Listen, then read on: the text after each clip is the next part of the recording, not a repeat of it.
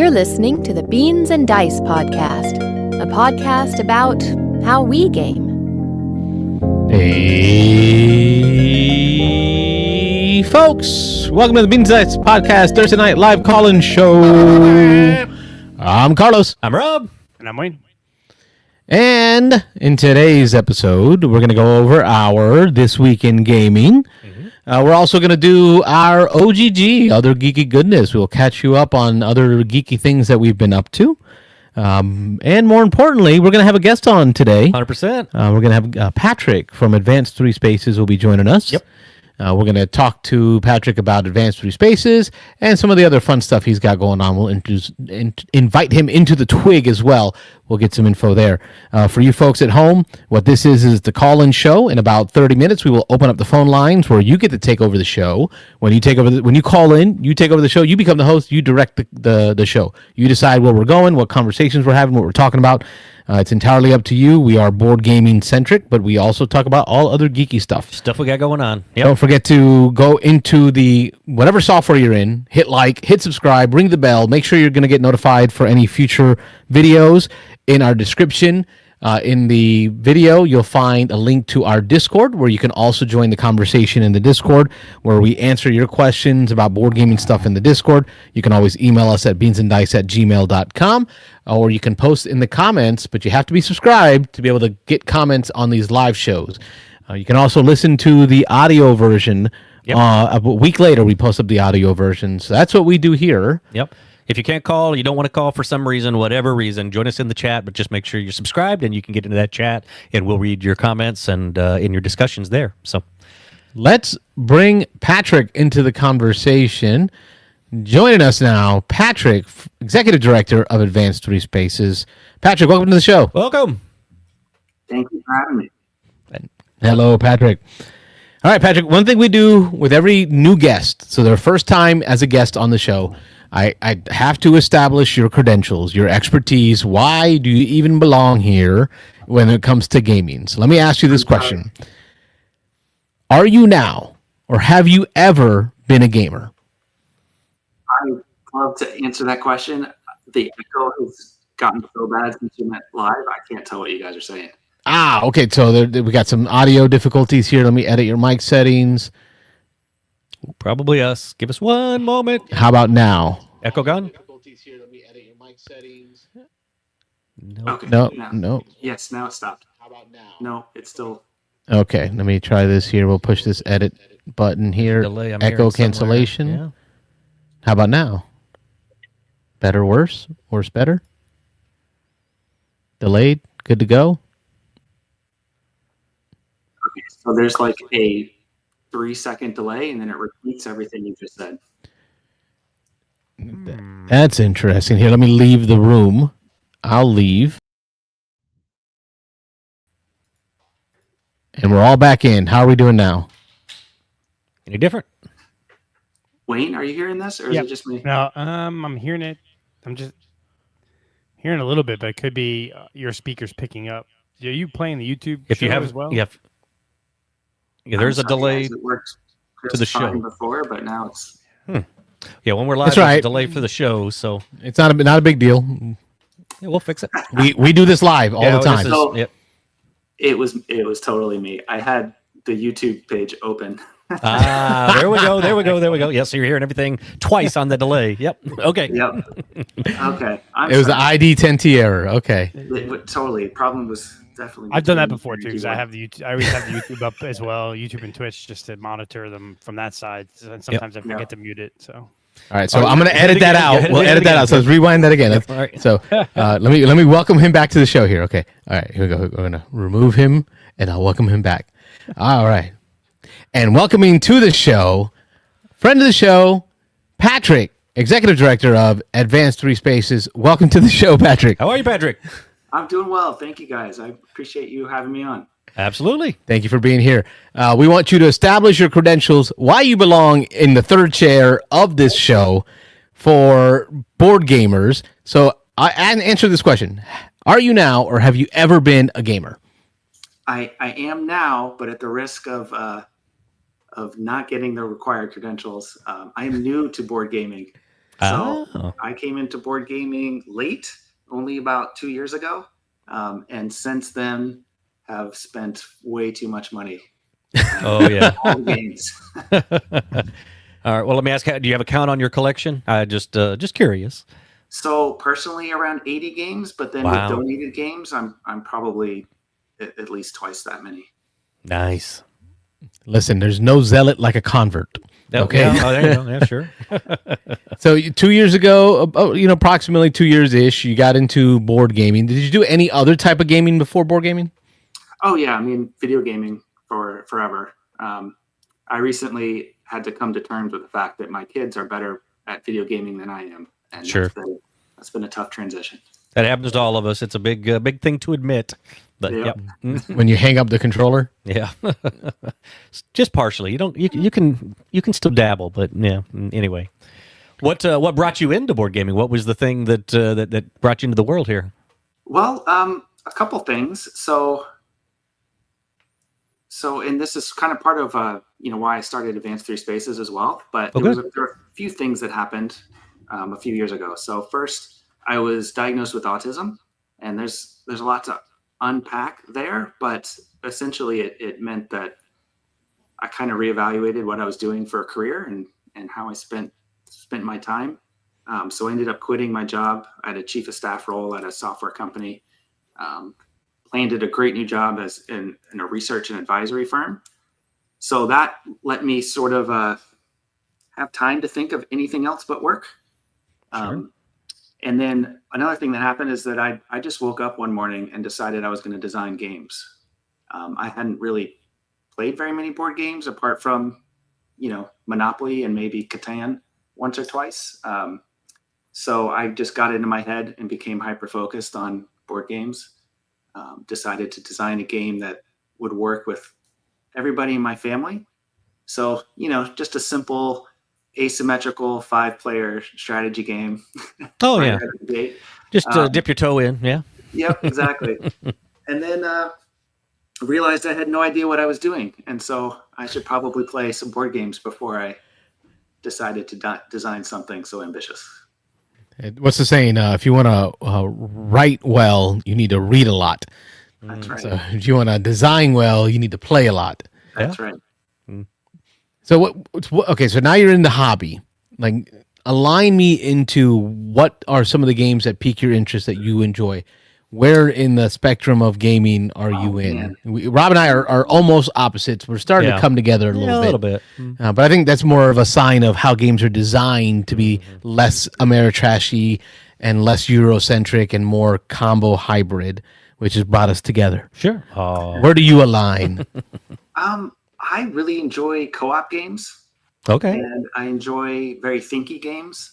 But I have fun playing almost anything. Whatever I bought last is usually my favorite game until I buy the next one. I'm so glad you said that out loud. Very Carlos. Yeah. Thank you. Very Carlos. My wife asked me, "What's your favorite game today?" I'm like, well, okay, so today, here's what I love. Like, Changes every day.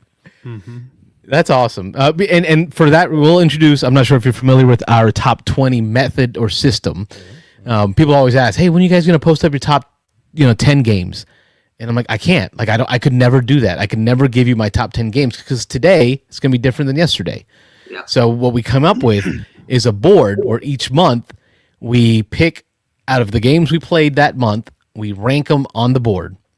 Then the subsequent month, we add any new games that we played in that next month to the board where we feel they slot in, dropping games off as they get pushed off. So organically, it kind of shifts and moves until the end of the year when we finally publish our top 20 games played that year. Because of that same thing you brought up, Patrick. Whatever I've been playing last is my favorite today, but by the end of the year, it may have fallen off the list. Yeah. And it's not, to me, it's not just the game you're playing, it's who you're playing it with, right? So that's such a part of the experience and how you perceive the game. And you can play the same game, have a miserable time, but have a great time, depending on who you're with. Absolutely. Yep. So playing games with people, what I decided to do was make a family of 5 kids. So I'm going to make my own game Got group, your own right? group, That's yeah. what I'm doing. You did something similar to that. You started a game group of sorts, and this is where your title is Executive Director of Advanced Three Spaces. What is Advanced Three Spaces? Sure. So Advanced Three Spaces is a 501c3 nonprofit, and our mission is to reduce social isolation through, getting people together around the table to play games. And so we organize events, and we also collect donations and donate, sets of games to juvenile detention centers, libraries, schools, sometimes individual teachers.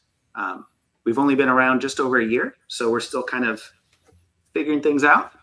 But that's our goal, is to help build community, reduce social isolation, get people off their phones and face to face. And I hear you say we. How many are we right now? So, well, me, Okay. more of a royal we. There's Okay. me, and then I've got 4 members on the board of directors, and then I would say we have about 8 to 10 kind of regulars, and then various. We may have some months we have just a handful of people. Some months we have we're pushing 20. So Cool. yeah. I think that's the getting rid of social isolation is interesting, because especially a couple of years ago we had the pandemic and people kind of didn't go out, and then people have gotten in the habit of just not going out as much, right? Not spending time out and doing things that draw you out of the house, things that draw you away from the phone, or just watching endless things on streaming. It's needed, right? It's a needed sort of niche of and using games to do that is interesting. How do you one thing that I always found, even before the pandemic, like used to go to like meetups, right? Like board game meetups.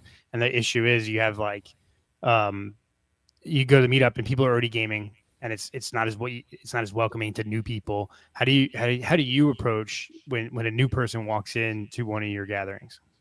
Yeah, that's great, because I've had that experience as well, walking in and feeling, Oh yeah, I think we've all been there. Yeah. Yep. sort of just awkward, and where do I fit in?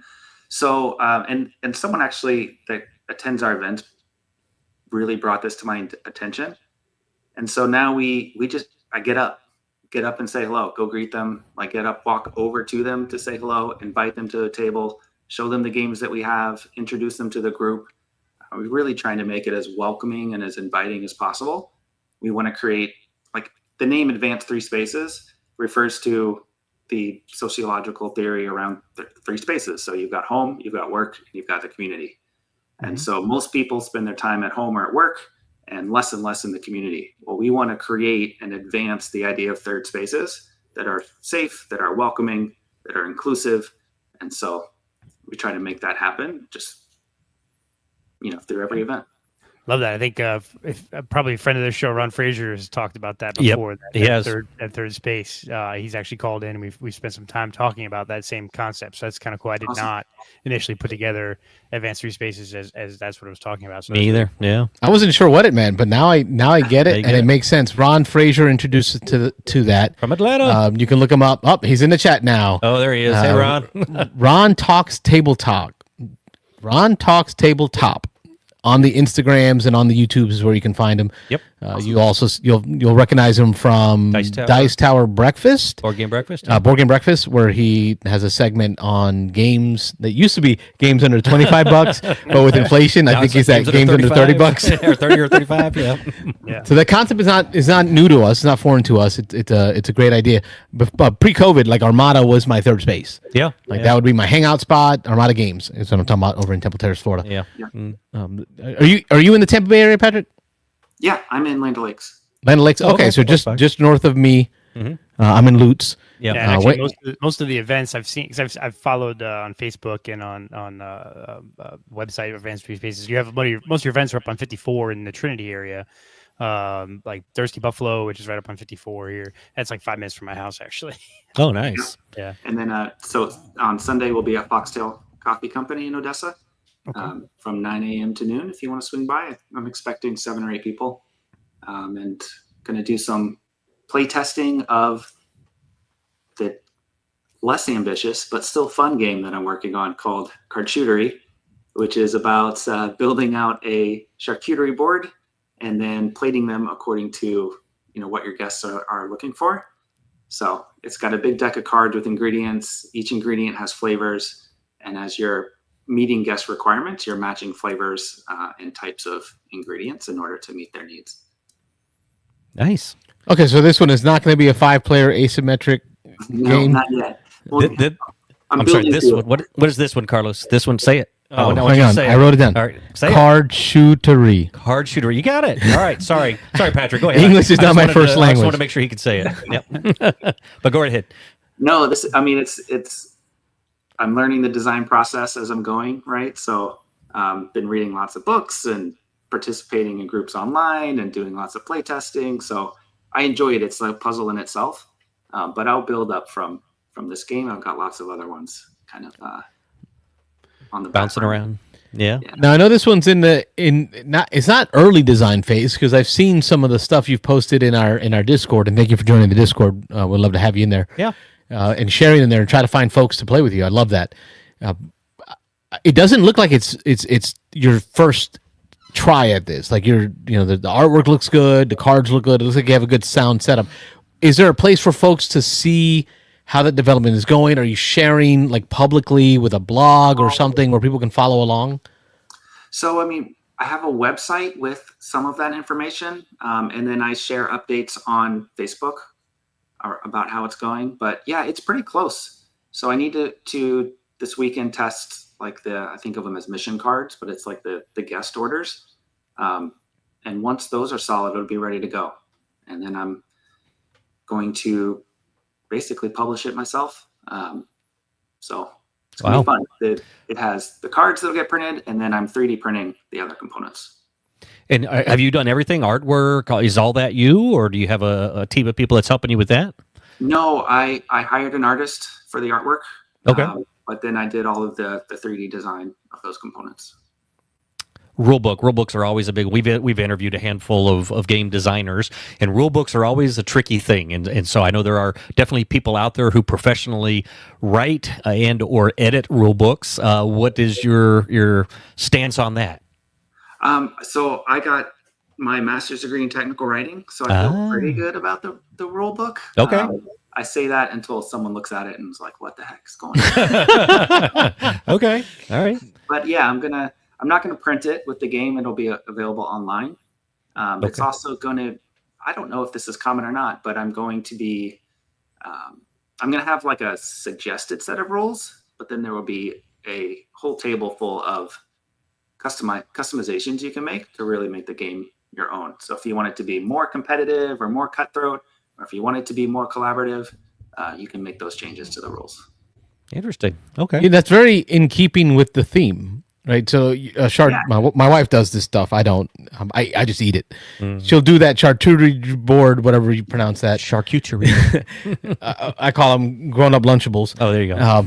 We do that grown-up Lunchable thing, and you can pick and choose what things you want in there. So the idea of picking and choosing modules it feels like it belongs in that rule book.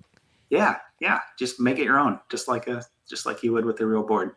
In this game, the idea for this game, because I was trying to get my wife to play more games with me, and she quoted that meme. Maybe you've seen it. She's like, "The only board I'm interested in is a charcuterie board." So I was like, "All right, well, challenge accepted." There you go. Combine the two worlds. Yeah. That's right. Awesome. And so the idea you're going to publish this game as I believe, and that is part of the proceeds of the games is help the advanced free spaces. Is that correct? Yeah. So my thought process or approach with the nonprofit is that I don't like asking people for money. It's really uncomfortable, and so what I want to do is develop products that people want to purchase. And then the proceeds from that project will go to our operational budget. So it'll still be a mix of like donations, grants, and then product sales, but I'm trying to shift it more towards grants and product sales. Cool. So is it much like what it is for me, Patrick, where this is just a very expensive hobby at this time? Yes. The show part of it. Oh yeah. Gaming already is an expensive hobby on its own, but buying the software and the applications to run the shows and do stuff, that's all kind of like out of pocket for us, isn't it? Yeah, I mean, the 3D modeling software, my 3D printer, all of the filaments, right, all of the prototyping, like all of that, I've funded myself. I would love for this to sell enough copies that it'll fund the next game that we develop, but we'll see. Hey, I got a laser cutter over here. You got a 3D printer. We can make some components. Yeah, Hey. two of you get together. Let me know. I got a butt ton of acrylic underneath Rob. Oh, your partner be saying butt. I was like, what? And then I've got that UV printer coming. Oh no, you bought it? Yeah. Dude, I am so like when bonus comes. Oh yeah. Like, I haven't told wifey this, I have but no I'm sure idea. she'll see it watching, later. so, yeah. What printer is this now? Dude, it's a UV printer that prints in layers, so you can make like a 3D almost effect to it because you're printing on top of printing on top of printing. So how's that different Yeah, than than a regular 3D printer? Because it's all full color, like picture a photograph of Wayne, 3D textured. Oh, gotcha. All right. Yeah. So it uses a resin, plastic resin, Okay. but then it resin. cures it with the UV light. So you can do like emboss effect. You can do almost a gold foil effect. So I'm planning to print cards and other components through it. Cool. That sounds neat. Yeah, I'm broke. Yeah. I'm not poor. I'm broke. Broke right now. Temporary. Talk a little bit about some of the meetups that you've had. Like, what locations do you go to? What kind of games do you play in? You know, what's the usual? Yeah, turnout? walk us through. If someone who's watching the show today wants to go to Odessa and join in a meetup, walk them through that first experience. Sure. So I would follow us on Facebook so you can see our event schedule, or on Instagram. Not great at all the social medias, but I do my best to keep everything updated. We also have a website with the event schedule, and then I use the after game app. Have you guys heard of this one? No, Don't think so. Tell me more. So there's an app called After Game. The developers are a great bunch of guys in Australia. So it is popular there. It's not here. But you can schedule events. You can like reserve seats at a table, say, oh, I want to play this game, and other people can join it. You can, have your library and all of your play stats and who won what, all of that kind of stuff. So that one's pretty cool. So basically find an event and then show up. I mean, Yeah, that's simple. Yeah. So you come in and I usually have a table set up. I bring a bunch of games. Other people bring games. And then if there's already games going on, we'll usually stop and either start the game over or just pull you in, give you some coins or whatever the currency is and for whatever's fair, and just have you join in from there. We have folks that teach games. One of our friends, Ethan, loves to teach games. So he does Marvel Zombies and oh gosh, I don't remember what it was called. We played one that was like a Nordic themed game that was great. I don't know. He teaches all sorts of games. Yeah, Marvel Zombies. There you go. So yeah, and so we'll have it at Thirsty Buffalo Brewing. They've been super supportive. So they let us come in. They give us kind of cordon off an area with a bunch of tables, and then they've got food, they've got drinks, alcoholic, non-alcoholic, and people can just hang out for a few hours and play. Then we've been doing Foxtail Coffee, as I mentioned. Those games are usually, because they're early in the morning, more chill, a little more relaxed. We don't do party games there like we might at the brewery. And then also we team up with the Starkey Ranch Library for events. So yeah, you can just show up and, like I like to say, we make making friends easy. It's just a great way to meet people and have. So for me as an autistic, like social situations are super uncomfortable, and I don't know how I'm supposed to act when there aren't a set of rules that establish that beforehand.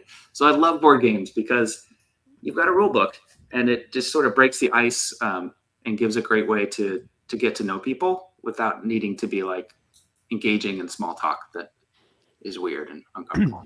Nice. So I mean, I know that there's been some other board game groups that I've met at Thirsty Buffalo, and they're really good because it's a nice big brewery type area, and there's like a ton of other restaurants that like deliver food there, and they're always very accommodating.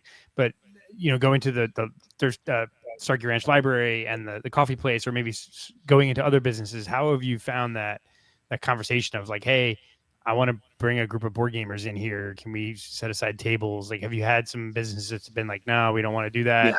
And how does that normally go? Yeah. So I have had businesses that were not interested at all. So typically I just ask, and if they say no, that's fine. There's lots of businesses to ask. So I've just found a few that have been supportive, and that's been awesome. We've had events even in Brandon. We found a few places that would help us out there. So definitely open to any kind of business that wants us to bring in a handful of customers to hang out for a few hours. Yep, and that's, I mean, what's the saying? A closed mouth doesn't eat, right? You got to ask. You got to ask, and so just and then you'll find out more and more. But it sounds like you got a good rotation because you're doing it twice a month, so it's not a terrible rotation.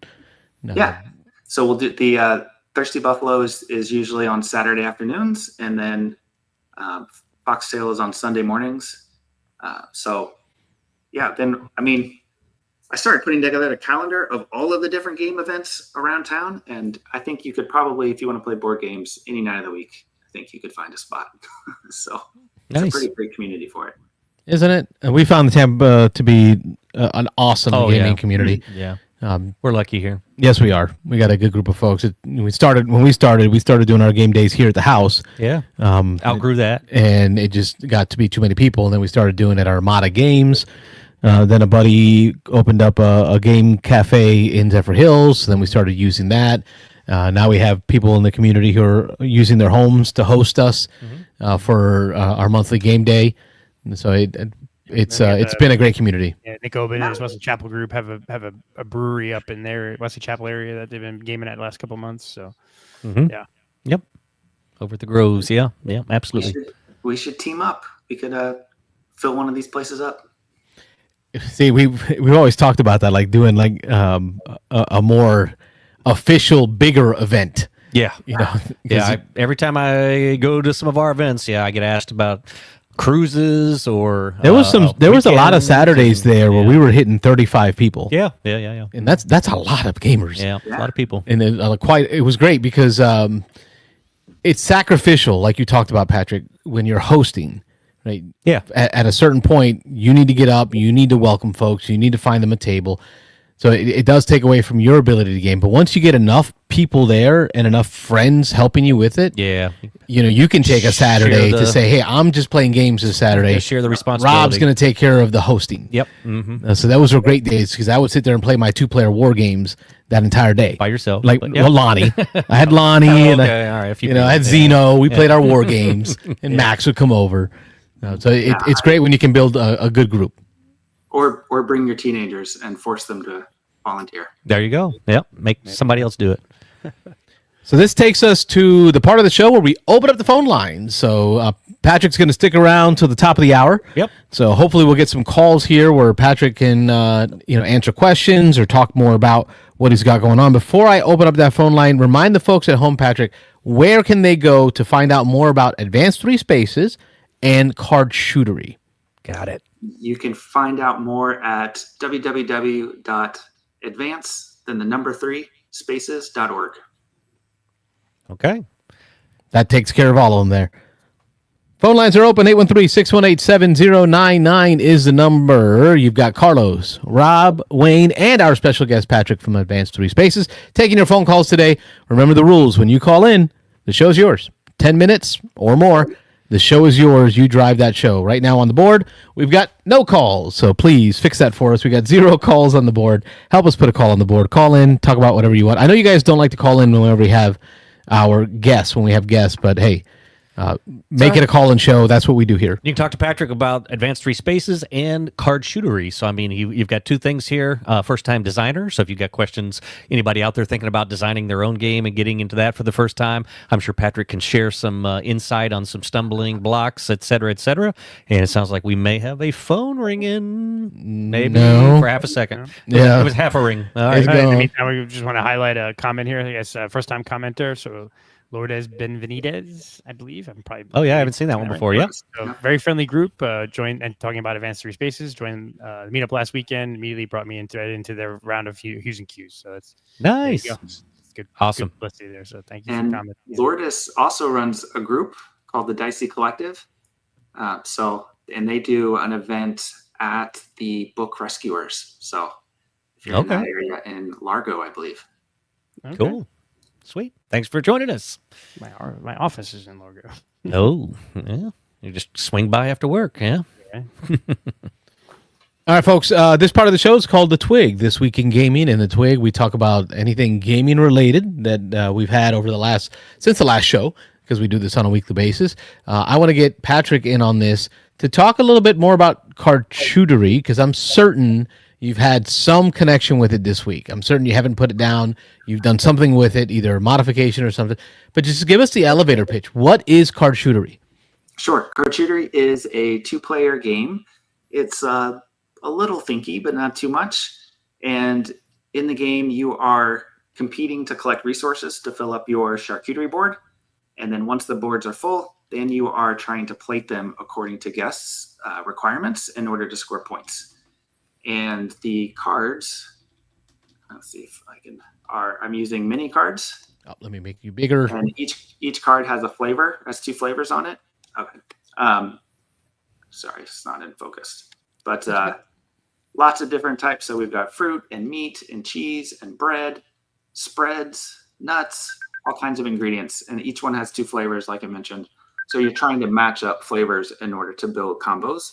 And each guest kind of requires a different sort of either set of flavors or set of ingredients. All right, we got a call that came in. Beans and Dice Podcast. State your name, where you're calling from. Put it on the board. Yes. I think I know that voice. Here you go, Robert. You do the honors. Put it on the board. All right. Welcome, Ron Frazier, to the show. Did you hear your topic? Did your ears burn? Did your ears ring? Because Advanced 3 Spaces was like, it got us thinking all about you, brother. I got it. I've been in the chat the entire time. So, good. I think that is a noble task to build that.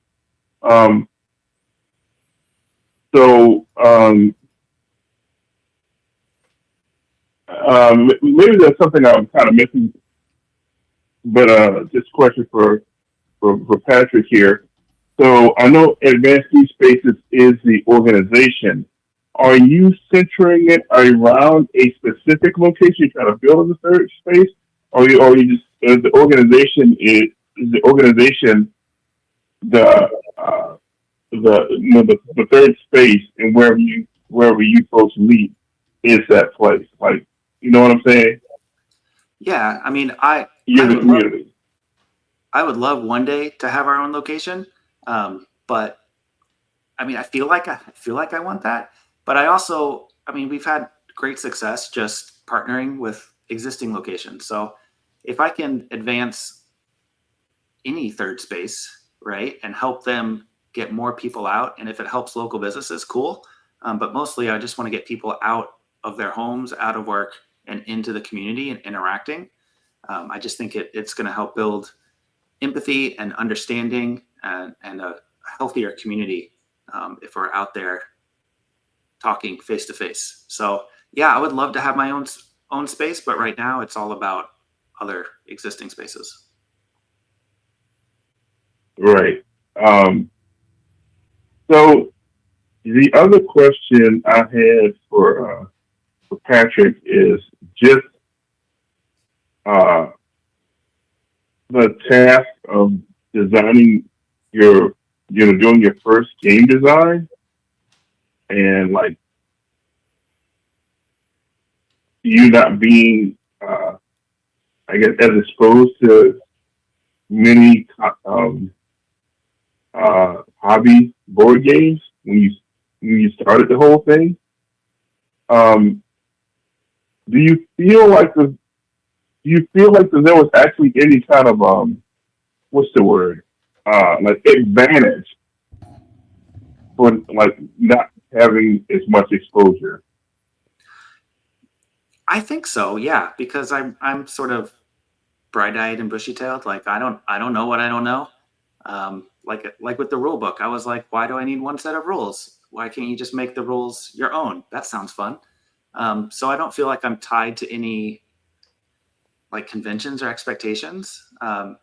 I also didn't know there was already a game called Charcuterie until I was well into development. And so then at first I was disappointed. But then I figured, you know what? Like, there's plenty of room. I think there's something like 5,000 games released a year. Like, there's plenty of room for new games. So I think in some ways it gave me an advantage, and we'll see.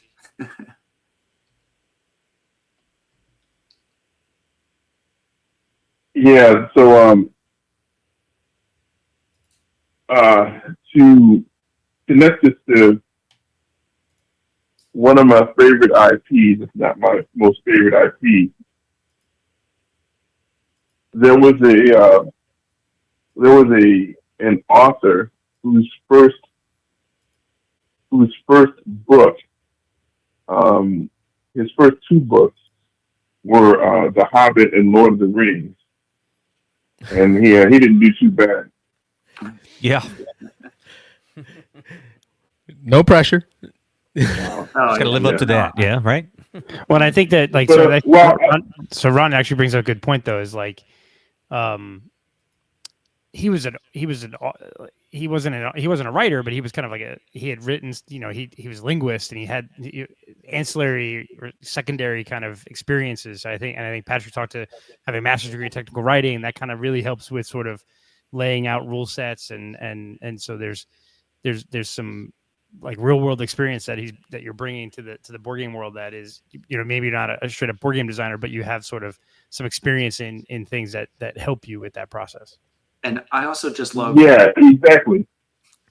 Like, I just like rules and systems, and so I spent most of my career designing systems and being a rule follower. So just the idea of taking some of those same skills and seeing how can I model a real world system using board game rules has been really fun. I've enjoyed that. Cool. Well, I got some other things to talk about, guys, if you don't mind. All right, go ahead. The show is yours, sir. All right. So, as I mentioned on a previous call, there is a game convention started up here by Level Up Games called Level Up Games Pod. And today was the first day. It was really quiet. I was down there for probably about 4 or 5 hours. More like 4 hours.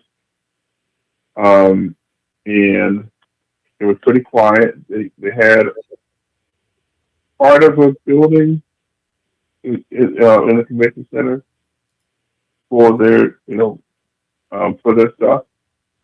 So, their dream goal is to be in Origins or Gen Con in the Southeast. And I know that they also want to do the convention in the October time frame. So that's two things that we don't have, right?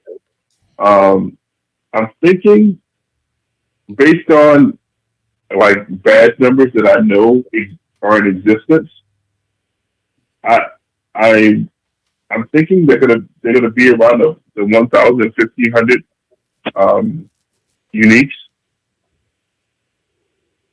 We'll see. It might be more. It depends on like what the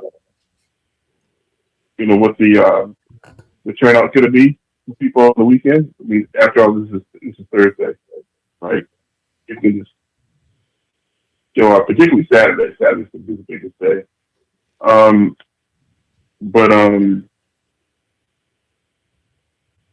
But yeah, so far so good. They had a pretty nice spacious board game area. And I think that today, of course, I played Super Show because I thought G had a table there. Of course. They're supporters of the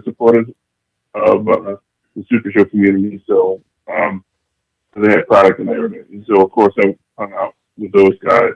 Hung out with those guys, played some Super Show, bought some stuff. But also, in the evening, we played 4 or 5 Dungeons and Dragons. And that's what I want to talk about. So I'm sure many people are familiar with 4 or 5. You know, the co-op game that's usually based on Universal monsters or whatever. Because it's the Dungeons and Dragons theme, so the characters are different character classes, and then the monsters are monsters from Dungeons and Dragons. We played the starter scenario, which was the Displacer Beast of the Beholder. And I'm not gonna give it the beans or anything like that, because I'm pretty sure you guys have covered it. No, I don't think any of us have played the new one, the D&D one. Now, we have played Horrified, but we haven't had a chance to test out the new one.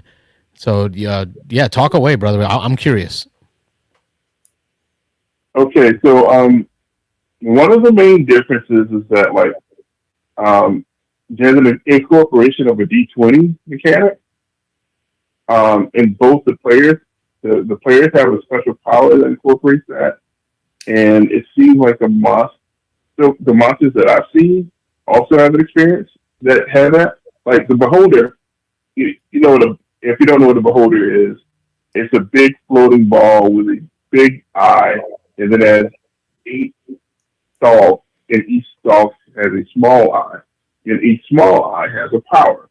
Well, the Beholder, when it attacks you, and you roll the exclamation point, you would roll a d20, and then that stalk would do the attack, and that attack would have a power like the slow beam, reduces your next action by an action. The death ray just outright kills you.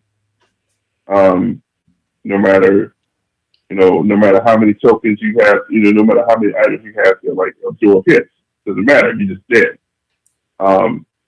So that's kind of neat. And then the Displacer Beast, you have to put tokens on this board to basically kind of pinpoint its location, because the Displacer Beast thematically has this mirage ability where it will create multiple copies of itself. So it makes it nigh impossible to pinpoint, right? So they emulated that by basically having a grid, and each time you wouldn't attack the Displacer Beast, you would put a token on the board, and that would cover up a spot. And then when you would attack it, you would roll a d20, and if you would roll any of the spots that were not covered up, then you would miss. You wouldn't do any damage. So you have to put a certain number. You have to actually place a certain number of tokens to even to try to attack it. So I kind of felt like thematically it made sense. And I really liked it. I don't think I would prefer it over standard Horrified, but that's just kind of a taste thing. But that's it in a nutshell. All right, some of the things that I noticed, I feel like they did a great job of pulling straight from the most recent D&D movie. Right, so the Displacer Beast was the main character in that movie, in the labyrinth scene. The Beholder, everybody knows Beholder. You got the Red Dragon, and then the Mimic, which I think were all a part of the big most recent movie. So it's good for bringing in the Muggles, right? The normies that may have saw it in theater. It sounds like they added the D20 though, and I don't remember there being that much randomization in the Horrified Basic. If you just had the right tokens, you played them and you did the damage. Did that really impact your ability to play the game? Did it make it too luck based, Ron? Yeah. Well, okay, so I thought that was neat for the monsters and everything like that, and that it made those two monsters in particular feel thematic. Now for the players, we had a fighter, cleric, wizard, and a rogue. And so the fighter, so you have each one has a chart for a special power. So one of your actions is to roll a special power. You roll a d20, and then like that gives you an effect. Like you might, like the cleric, when I was playing, if you rolled well, you could re-roll one of all of the attack dice, or during them. This all happened during the next monster phase. Or if another player is attacked, you can move them to your location, and so they wouldn't take the damage. So it was kind of neat. Like the wizard could move the other in himself around the board if he rolled high enough. Like I know when the fighter rolled high enough, you just skip the monster phase. And so it was really cool was that at least three of us had like a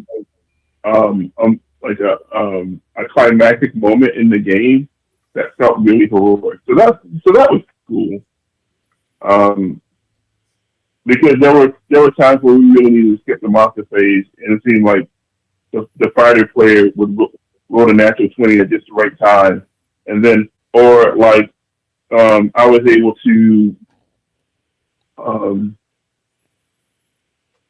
able to move the terror track back down 2 points at a point in time where it was getting to a critical point. And then there was a point in time where the wizard was able to move all of us around so that none of us would take damage from any of the monsters.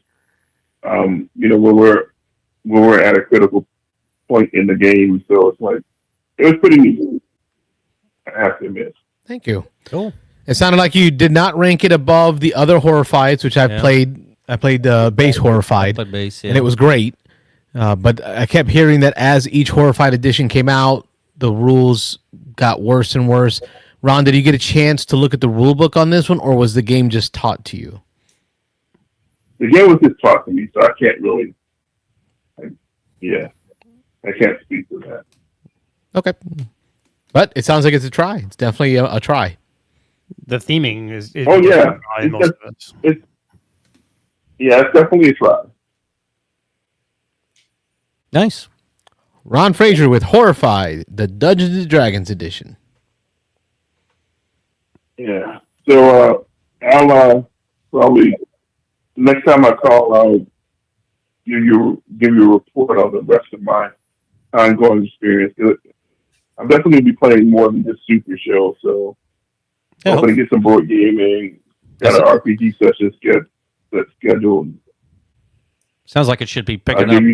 If you got that many tickets sold, I'm going to assume, today being a Thursday, probably obviously the slowest day of the con. So I imagine Friday evening into Saturday, it should pick up quite a bit. Yeah, that's what I'm thinking. 1,000 tickets is nothing to sneeze at on a first time con. First shot. I was going to say, first time. Yeah, it's going to double next year. Easy. Probably. Everybody tells a friend, and they're just people coming. Yep. Level Up Gaming Con, so also known as Lug Con in Duluth, Georgia. Just outside of Atlanta. At the end of October. So that does fit in nicely, because right now I think everybody's prepping for Essen. All of the big U.S. shows are done, other than PAX U, I think in November. Yeah. Right? That's the only one left, PAX U? That's the one now. So it's a good timing, too. So speaking of PAX, not PAX, speaking of Essen, Andrew, the store owner and the owner of the con, he wanted to schedule this either before or after Essen. So he picked this week specifically for that. And apparently Essen this year was 2 weeks later than it normally is. Right. Yep. So it's going on right now. He's not even getting all the getting the people that he really could have gotten because of Essen. Oh yeah. So it's gonna be big in the future. Yeah. It's already You know what I'm saying? Well, see, I need to plan better because I was not aware of this con until this year. It does fall on my birthday week. So if I plan it right, like I can make that the birthday trip. Normally the birthday trip is Road Atlanta, and I just got back from Georgia for the Road Atlanta race. So may have to switch that to a gaming con in Atlanta. Yeah, it was this guy's birthday yesterday. So should we all sing him happy birthday? No. Oh. No. Oh, happy belated. Yep. Big guy's birthday. Go. Thank you. Hit 45. 45. Yeah, Shawty, it's my birthday. Big number. Got 5 more to the big 5-0. Yeah, and God willing, I'll make it. Yeah, I hope so. If not, I bequeath to you, Robert, this copy of Orchard. Everything else is going with me in the grave. Okay, wow. I don't think they could fit all that in there. Carlos is going to have like one of those New Orleans style mausoleums. It'll be a big hole for all these games that we're surrounded by here. Ron, thank you for making it a call-in show. As always, thanks for calling, Ron. Much appreciated, brother. Oh, you're welcome. I'll talk to you guys later. Have a good weekend. Play lots of games. Hey, Ron, Wayne, we're getting to the top of the hour. Catch us up on the comments. Phone lines are still open. 813-618-7099 is the number for those of you that want to continue to make it a call-in show. So we got PTA Mike. He had the opportunity to help Patrick teach modern card games at a group at Discovery Village Assisted Living Facility. It was a good experience, and the group really enjoyed it. So I think that's and then I asked the games they played. And they say they taught Flip 7 and Azul. So Patrick, why don't you tell us a little bit about that experience? Because obviously we talked a little about the game meetups that you have for kind of everyday gamers going to a bar or a brewery and a coffee house. Talk about taking games to an assisted living facility. Sure. So my original conception for A3S was that it was going to be a men's group. So, basically the idea that, well, there's an epidemic of loneliness, but especially among middle-aged men who are, less apt to seek help or admit that, they're feeling isolated. Amen. So that was my initial take. It was hard to get guys out on a consistent basis. So I expanded it to just a general event. But now that I've got a little bit of momentum on the general event, then I want to have some more focused events as well. So 2 of the groups that I want to focus on are senior citizens and teens with autism. And so this was the Discovery Village was our first event at an assisted living facility. It was great. I mean, these ladies were awesome. So we played Flip 7. We had a great time. There was lots of laughing. So it just felt good to be out and meeting new people, and it's also a way for senior citizens, not just to, build connection and community, but also to help, reduce cognitive decline. So as they're learning rules and thinking through strategy and making decisions, it's really helpful from a mental perspective. So, and it's fun. We enjoyed it. Yes. That's different. I don't think I would have thought of that as a group to get into. Like I feel it feels like teaching someone games, and as in later stages of life would be hard. Like that would take a lot of work. But it sounds like it worked out well, and it was very welcoming. Yeah, it was. So we played like Flip 7, which is very simple, right?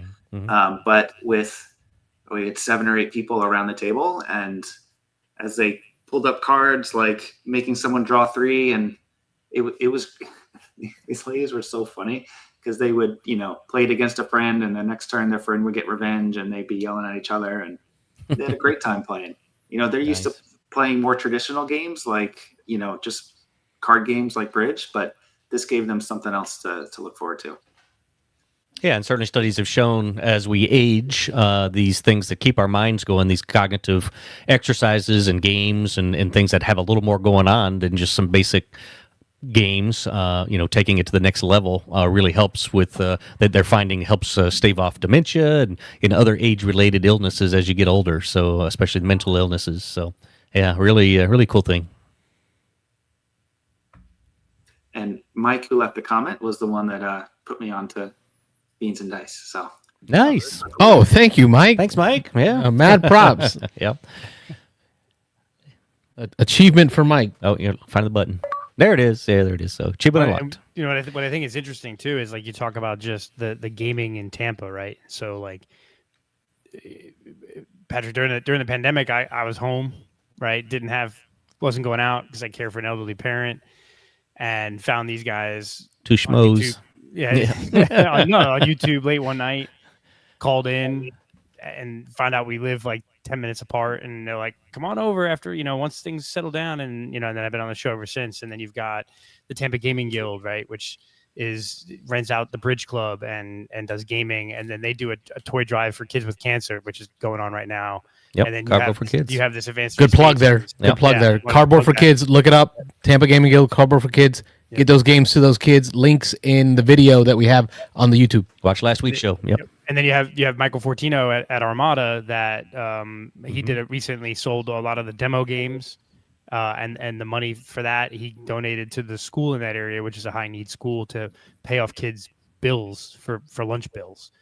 So I think that like you have a lot of gamers in Tampa, and you have a lot of gamers in Tampa that are doing good work and using and kind of giving back to the community, which I think is one thing to have a gaming community in your city, but it's also having a gaming community that's also doing good works, which I think is really cool. Yeah, it's awesome. We just brought a box of games to Hudson Academy. So they host a lot of family events, and so I brought them a bunch of games to help fill out some of their shelves there. And I mean, my hope is that we can get more of these good people doing good things together, so that we can, our powers combined, right? So I think we can do even more together. And so that's what I'm hoping to do. Absolutely. It's valid, Wayne. I know that we, a couple of 3 years ago, got invited to participate in one of the charity drives for Stonemeyer Games. And I think at the time we were maybe 500 subs. We're a tiny little podcast. Going up against other podcasts with tens of thousands of subs. And we ended up winning that charity drive, having the most activity and contribution from our small group from Tampa compared to these large nationwide shows, which ended up awarded me an early copy of Wingspan Asia, right? So, and a big donation to Metropolitan Ministries in our name from Beansanddice. And Wayne, that's a valid point, and that's just because of the people in the good people of the Tampa Bay area the good gamers of the Tampa area come together to do things for other. Patrick, I want to recognize you for being one of those people. When I heard about your mission of reducing social anxiety, it was so in line with why we're here today in the studio. The idea of randomly answering the phone when people call from anywhere in the country just to give a gamer somewhere in this country a friend to talk to about whatever they want in the hobby is the reason we're here, and you fit right in.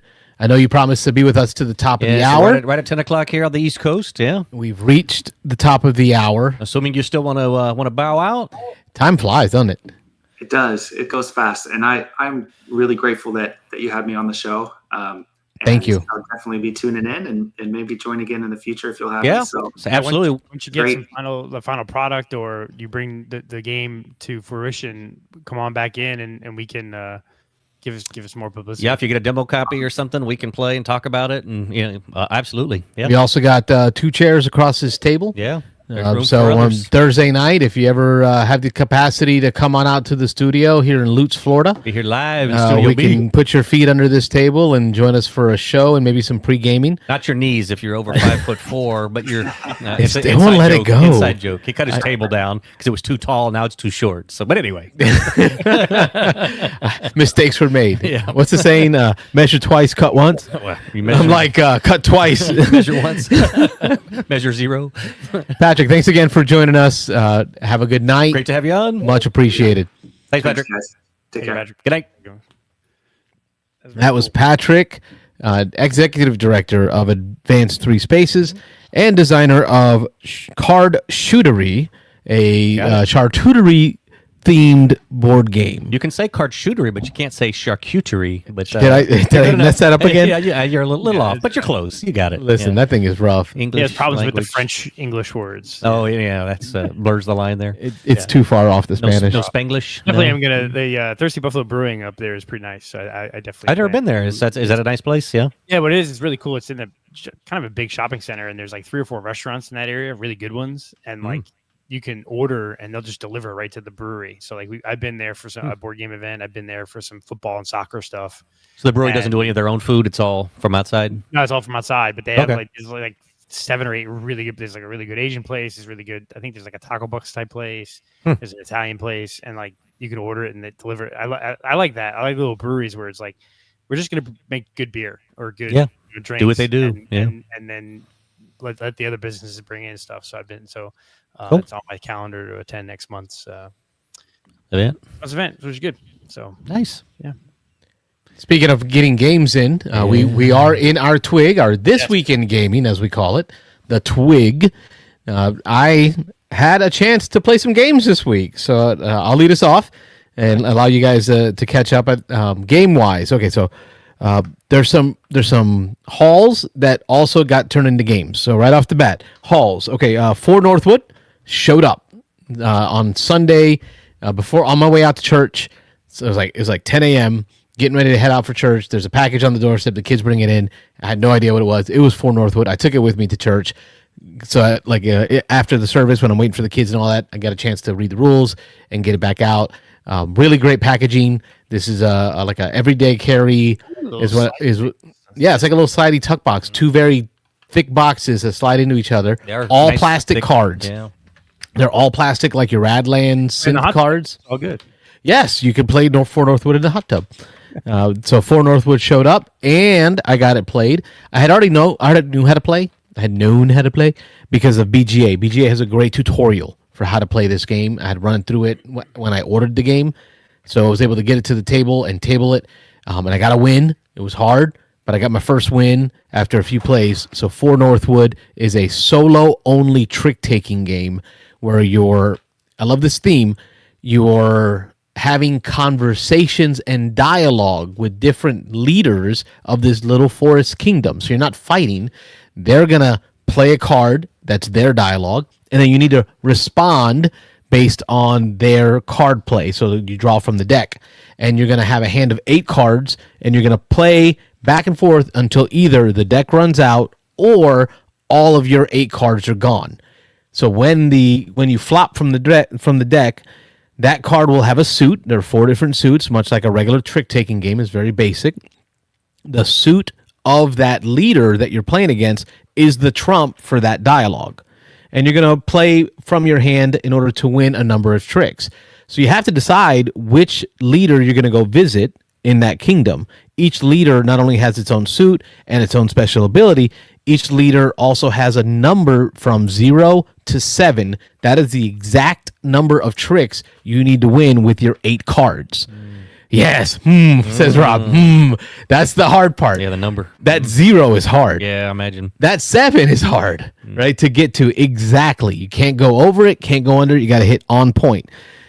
If you win that leader, you're going to get a number of stars. As an example, it's a bell curve. I guess an opposite bell curve.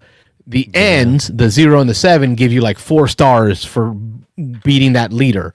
Working its way towards the middle, where like 3, 4, or 5, you're only going to get like 1 or 2 stars for beating that. And your goal is to get to 16 stars, or see how many stars you can get after you visited all of the 8 different locations, because it's 0 to 7. So 8 different locations. The fun part of the game is deciding based on your hand. Is this a strong hand for that specific leader? Because each leader has a suit, and that changes every game. So the 0 might be one suit, and when you look at your hand, you're like, ooh, I'm very weak against that suit right now. This might be my chance to lose every trick. So that's why I'm going to decide to go there. So you kind of get a chance to like look at your hand and decide how many tricks can I win with this compared to the leader attached to that number value. So there's a lot of little thinky stuff going on. And then even more, throw that in there, there are 4 leaders that help you out. These are your allies. And each of your hands, right? So each time you play through a hand of 8 plays, you can trigger these leaders one time. You tap them, trademarked, tap Yes. that leader, and they can let you do things, Rob. For example, that leader might, when you tap them, it might say you can now swap the leader you're playing against with another leader up to 2 spaces away. So if maybe I know that I'm not going to be able to get this number of tricks on this suit, but with what's left in my hand, if I change the suit to that leader, I might be able to get it. It lets you draw 2 cards and discard 2 to kind of manipulate your hand. Another leader ally allows you to tap in order to discard all of your suit matching the leader you're going against right now. So that's great. Like, okay, I got exactly how many tricks I needed. If I tap that leader, I can discard all the trump suits effectively and then pray that I can burn these out without winning any more tricks. All that to say, I know there's a long-winded twig on this one because I'm super excited about this one. This has totally replaced Regicide for me. Really? This has totally replaced Regicide as my everyday carry solo game. Wow. It's so simple in its rules. Not as difficult. Like Correct. There's a chance to win. Like Okay. Regicide is good, but it's like you're never gonna win it. Yeah. There's a chance to win, but I described it at its base level. Yeah. When you're ready to move on, you now take all the leaders, shuffle them up, and then draw them out so that there's a leader on each fief, like card, like trick number, and your 4 random leaders that your allies are going to be different that game. So like every game can be as different as you want it to be. And then for the Robs of the world, there's a campaign. It runs you through seasons. When you said with Regicide, I was going to say Regicide Legacy's coming, but well, yeah. built into to For Northwood is a campaign in here that you can run through a whole year, 12 months, like a season, with different challenges for each of the seasons. All of that for like $20. I can't sell this enough. I got to try it. Yeah. Yeah, that'd be cool. Well, I just Take it got with you. the- All right, keep moving. I got the shipping notice, so you'll have Monday. I'll probably drop off to you your copy of Origin Story. Oh, I was just telling Nice, yeah. Rob. Rob. I was like, Rob, take your copy of Raw with you. Then I realized, oh, that's my second That's your copy of second Raw. one, not mine. That one's waiting for Wayne. So when we meet up for that swap, I'll be sending you that Raw. Yep. Wayne needs Raw in his life. I need a newer copy of Raw. Oh, you have a gold copy. That's right. An Yeah. old copy that I will then pass on to somebody else. So, So what's in that order? What are you hauling in? well, it's 2 copies of Origin Story. One for me, one for you, because I think I want to play and try to see if I can get my kid Mike to play with me. And then I of course bought all the Wingspan bird packs, the 5 or 6 of the whatever ones. Was it 6 of them? Yeah. Mhm. Yeah, because I'm a completionist. Whatever, I have everything Wingspan in the. I heard they said that Jamie actually recommended that you just get 1 or 2, kind of try it out. It was interesting. He was like, Yeah. like I think he said is like, don't feel like you have to buy them all. Mm. I think he was kind of hinting that they're not going to be out of print, right? Like they're probably going to be around. He's like, buy one or buy a country or region that you want to try, and then add more. And I'm like, I'm just gonna buy them all because like I have that big nesting box. So it's like certain games like I've gotten out of the habit of buying expansions just to buy expansions, but there are certain games that I will just like I will buy anything Wingspan because I'm just gonna finish it out. Like I'm not gonna buy the Wormspan expansion because I don't think that's I like Wormspan, but probably not gonna play it enough to warrant the expansion. So All of this while you sit on your hands for the Finspan expansion, Waiting for an I announcement. really like Wingspan. I mean that might be one that I pick up an expansion on, but we'll see.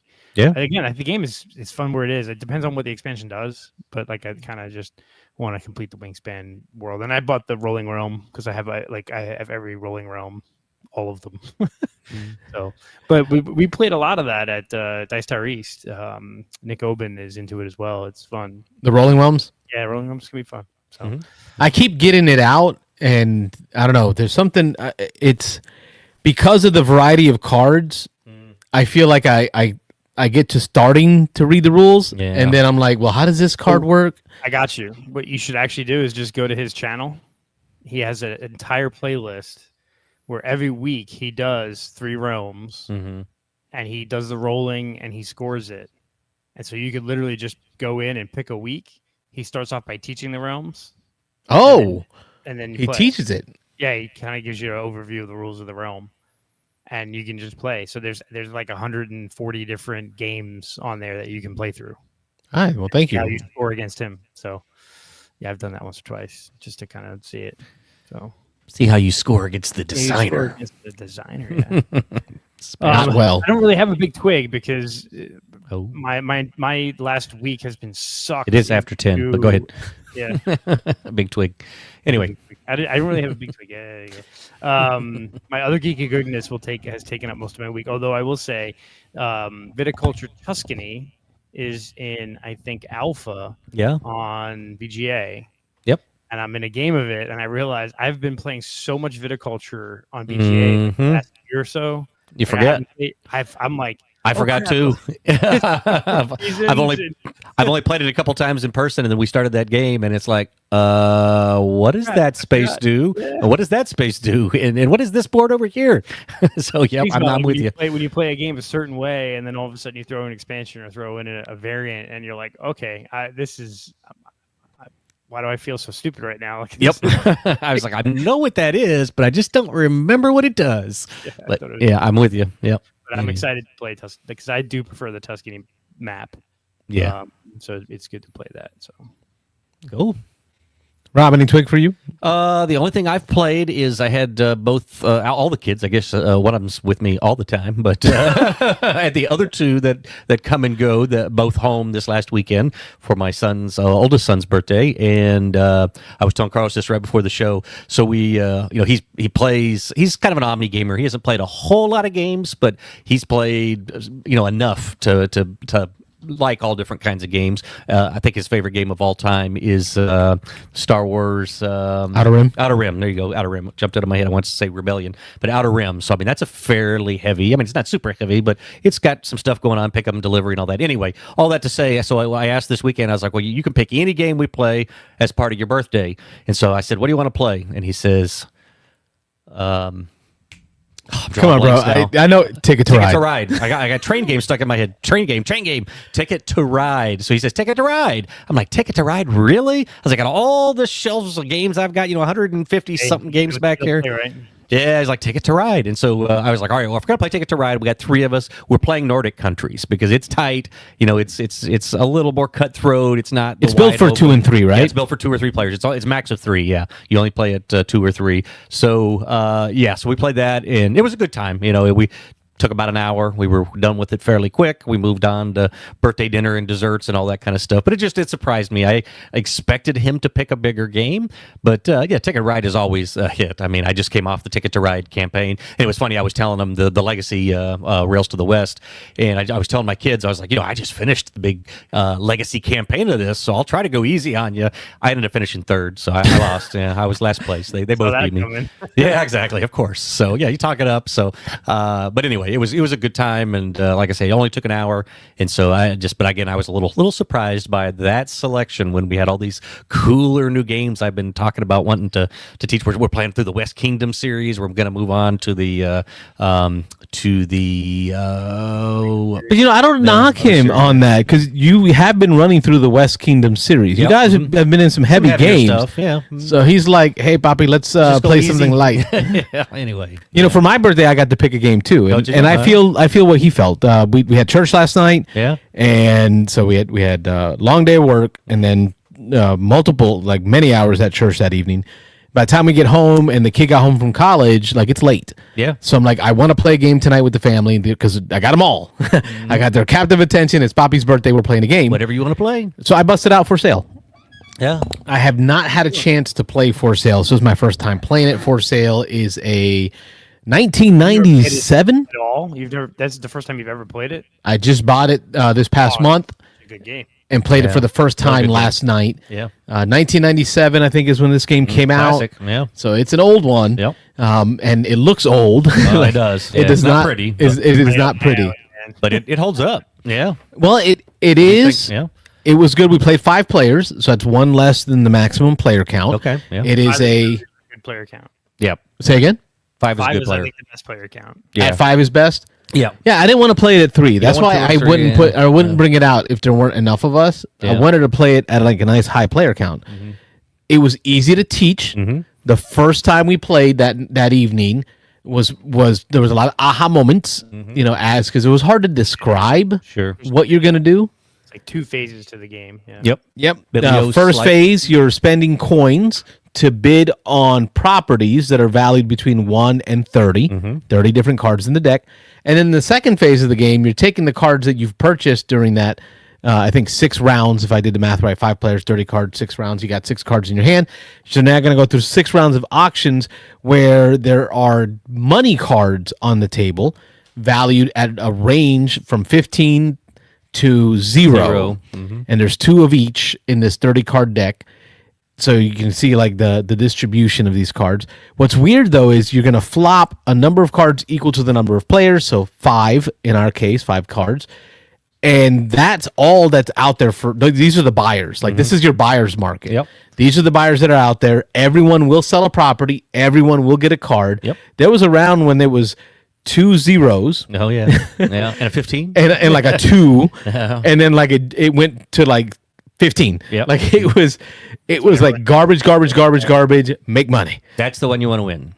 Right, because that's the biggest spread. Right. So learning which cards to sell in those rounds was, I think, the key of it. We played 2 rounds or 2 games. 2 games of it. The family was okay with it. But what I learned is, much like me, my family is not a bidding game family either. Yeah. And I think my family enjoys more structured bidding games. This one does not have as much structure. Yeah, you go off the rails and bid whatever you want. Yep. Yes. I think if you played a game of that with like Jim and Dan and Mike, me, Rob, like gamers, it can get brutal. Yeah. Well, it got cutthroat, and there were some hurt feelings. There were some questions asked about what are you doing here, Yeah. I think what my one of my boys in the first round, the spaceship or the space station shows up. That's the highest valued card in the whole game, 30 points, and he went all in, went full all in and got it, and then had no money the rest of the round. Taking whatever's left over every other round. But what was great was there's some strategies or some luck still in that. Yeah. Because if the first player was to the left of him, it still had to go all the way around before it went back to him. So if everyone else passed before him, it kind of helped elevate the number of card value that he got. So he just sat there and prayed or tried to convince others, like, you don't want to bid on that. You just pass. Take that 3. Come on, take that 3. So there was a lot of social. So at the end of the day, the answer was they liked it better than Raw, but it was okay. Okay. Yeah, there's also a trick. There's also some strategy to how you bid, because if you bid but eventually either lose or pass, you get back half the money. Right. So right. I tend to try to bid in even amounts, because if you bid 4, you get back 2, but if you bid 5, you still get back 2. So I kind of like to do even amount bids to not lose, that extra coin. Yeah, make that player to your left bid 5, and they lose 3 when they pass. Correct. Yeah. Although you can't rely on that too much. If people know you're doing that, then they know exactly to bid the odd amount. So or the even amount, so you have to go odd or whatever. But yeah. So for sale was good. In the chat, we've got Blue Fish Fly.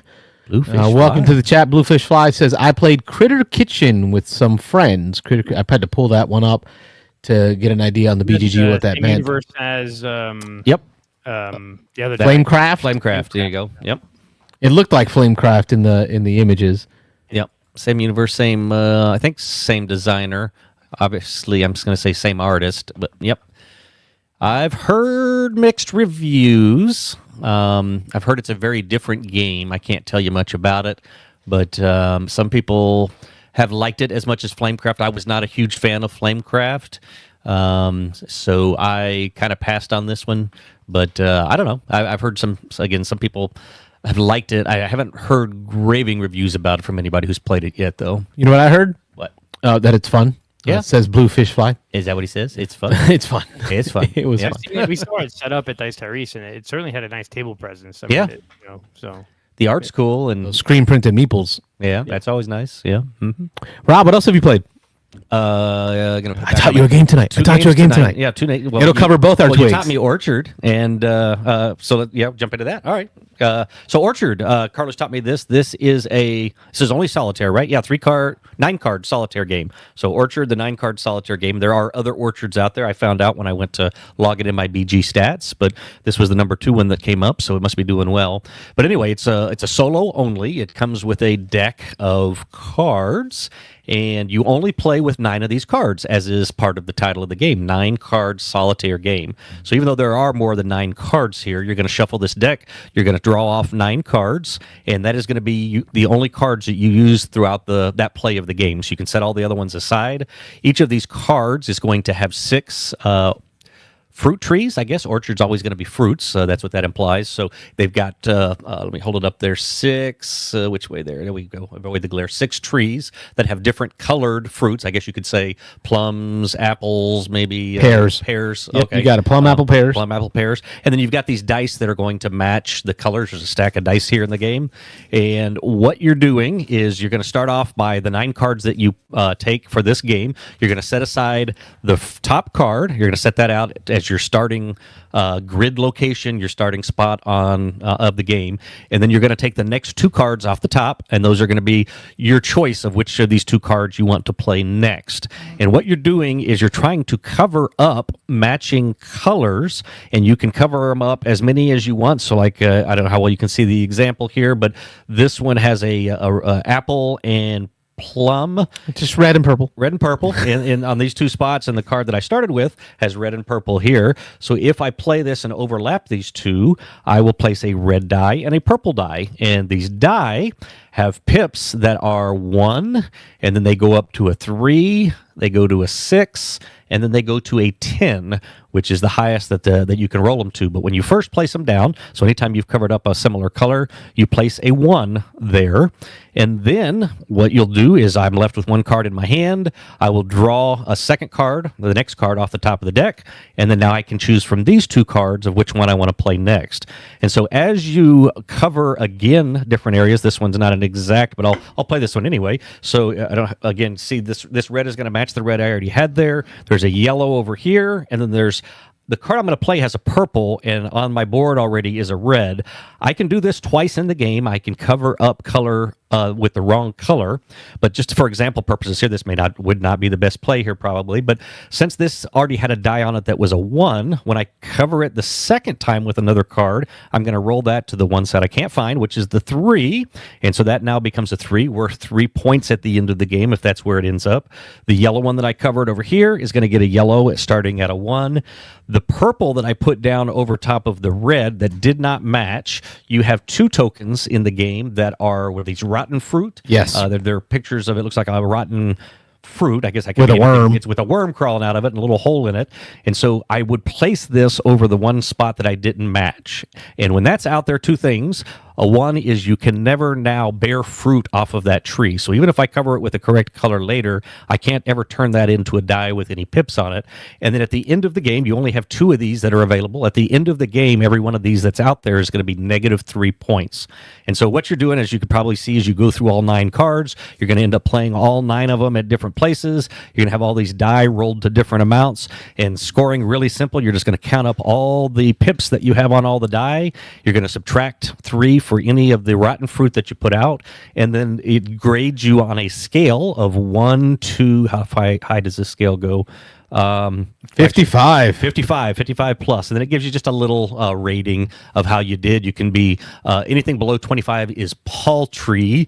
I scored 30. Very punny. Yeah, exactly, punny. I scored 38, so I'm remark apple. Did you score 38? 38. Yeah, so I told you twice, and you never raised an eyelash. I think you said you've played several times, and you've only gotten up to high score is 27. 27. Okay, I got 38 on my first try. But Holy moly! So I was in the middle of the range there. But if you go all the way up, you can go close to perfect. And then almost impossible is the very top range there. So you're just playing and Just no. Yep, against yourself and rating yourself. Well, yeah. So, Carlos, we got to practice this a little bit more. I played a lot. I probably just had a good layout of cards, right? Yeah, the right cards came to me. But anyway, my play did not bear fruit. Yeah. What do you want to add to that? What did I miss? The packaging. So same company. The reason I got this introduced to this is because of 4 Northwood. Same company as 4 Northwood. So it's got that same hard cardboard EDC style packaging. Yeah. The cards are the synthetic plastic Plastic so cards. you don't have to worry about sleeving them or messing them up. The dice are a little weird. They are engraved. They are not just screen printed, which is nice. What's cool though, Rob, as you play more, you'll see that there are leaves Yeah, on two I sides. If wondered you about grab it those. by the leaf, you can now just roll it. Just roll. Just pinch the leaves, and then you can roll the dice up or down. 1, 3, 6, and 10. Okay, gotcha. So I got to get gooder at it. I'm gonna let I'm like, hey Rob, take 4 Northwood with you, so you can try it out, right? Yeah. The solo game, because I'm right now all up into this Try the orchard game. I'll show you how I did it. Super simple. I'll give you you gonna lessons. you gonna learn I'll me give you today. lessons. Yeah. Orchard by who is it? what's that name company? Where's it here? Is it on there? It's got to be on the box. Here we go on the back. I bought it from their website. I'm trying to remember the name of the company. Giga Mech. Or no, over there. Side Door Games. Side Door Games. Side Room Games. Side Room Games. Sorry, Side Room Games. Try that again. Side Room Games. I don't see so well. Orchard, the 9-card solitaire game. BGG winner from like 2018. Oh yeah, I see that. It says 2018. Yeah, BGG winner. Golden Geek winner. Golden. Yeah, Golden Geek. Yep. It was a print and play back then. Cool. Nice, very cool. We got Blue Fishy Fly. Also, they also played Things in Rings, that's kind of like that Venn. Oh yeah. game. Mm-hmm. I have not played it. I have stayed away from that one. Just I see other people playing it. I'm like, oh no, that one's going to hurt my head. So I think yeah. Things in Rings is better than Venn, the Venn game. Okay. Yeah. Yeah. Oh, one last thing on Orchard. I didn't say I bought a second copy. It's on the way. Of course you did. Because Just in case. there is a 2-player mode in here. And in the 2-player mode, each player needs their own set, right? Because you can need your own dice. One player will shuffle up their deck and then reveal a card. Every card is numbered. So I would tell, hey, Rob, put out the 18. Rob would look through his deck, grab the 18, and lay it out. I would draw 2 cards and say, Rob, draw the 4 and the 14. So he'll draw those cards out of his deck, and then he does his placement, I do my placement, and then we compare scores at the end of the game once you get through your 9 cards. So there is a way to play a little bit competitively, almost like Palm Island. Like Okay. Palm Island is like that, where you start the same, but you don't end up in the same place. You're like playing solitaire together. I was going to say, this does say nine card solitaire game, but you There are 18 cards in the deck. You only use 9 of the 18, so every game's going to be different. can still use one deck then, right? No, take you 9 need the cards? dice. Oh, I could get more dice. You got dice? Yeah, I didn't think got you dice. you dice. I You got a and few dice were friends. No, we're not, but I still have dice. What gamer doesn't have Speaking dice? of Rob and not friends with Oh, dice, yes, what's the next game you played? Well, you're gonna say not friends, but I won. So I know you started out rolling your butt off, but Battle of Hoth. Carlos and I played a game of this tonight. We've talked about this one already because I had gotten lucky enough with Wayne to play this at Dice Tower East shortly after it was coming out. Actually, maybe even a week or two after it came out. It was pretty close, within a month, I think. But in any case, or actually maybe even before it was actually out. It was really not really fully available when it. Yeah, that's right. Yeah, you guys got lucky and got an early play. So we had played it. I had not played anything with the campaign kind of stuff, though. None of the leader cards, none of the what are that other deck they call the support deck. And so I got a chance to dabble into that tonight. And yeah, this is cool. I mean, we already talked about it. I have it. Leader cards are cool. Yeah, it's either on my list or was on my top 20 list of the game. I think it's still on there. It's behind me in the corner back there. But anyway, a lot of fun. I was already a fan of Memoir. Carlos, a huge fan of Memoir 44. This whole campaign is I'm all about campaigns, as any of you who watch the show know. So putting a campaign on a fun little dice chucking battler with this theme, and then adding in heroes or leaders. You got Luke Skywalker in here. You got Obi-Wan, or not Obi-Wan. Han Solo, Leia Organa, Vader. He's got some admirals in there. Yeah. Admiral, General Veers, and the admiral from that movie. Damn it, I can't remember. I think it starts with a P. No. But what's great is they all have their own flavor. Like Vader really pushes the ground troops. Like that's his thing, right? And then the admiral is big on using the droids, right? And then the general uses the AT-ATs. I played a game with General Veers and smoked it with the big walker, man. But it's the same way with the rebel side. Like Han Solo does a great job of moving the troops around and doing runs, like sneaky runs.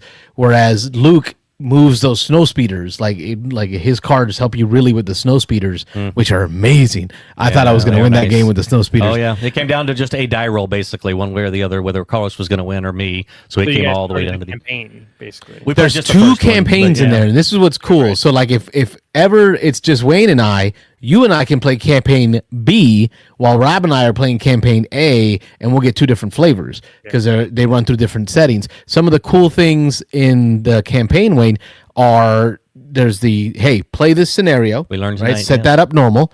Then read your own side. Like each side gets their own setup for like what your mission is and your own secret secondary objective. So as an example, there was a specific unit that I had to keep alive in my secondary objective. Had I kept that unit alive at the end of that game, no matter the outcome of the game, who the winner was, in the subsequent game, one of those units could be an elite. I can add the elite token to it. However, Rob destroyed that unit. Viciously destroy that unit, so they will not be elites next game. They are dead. Got them all with a little infantry group too. Those speeders, But it also it branches out differently. So like each player has alpha all the way to like A to K or something different scenarios. So in this one, if I had one, it said play this scenario like Charlie, like C.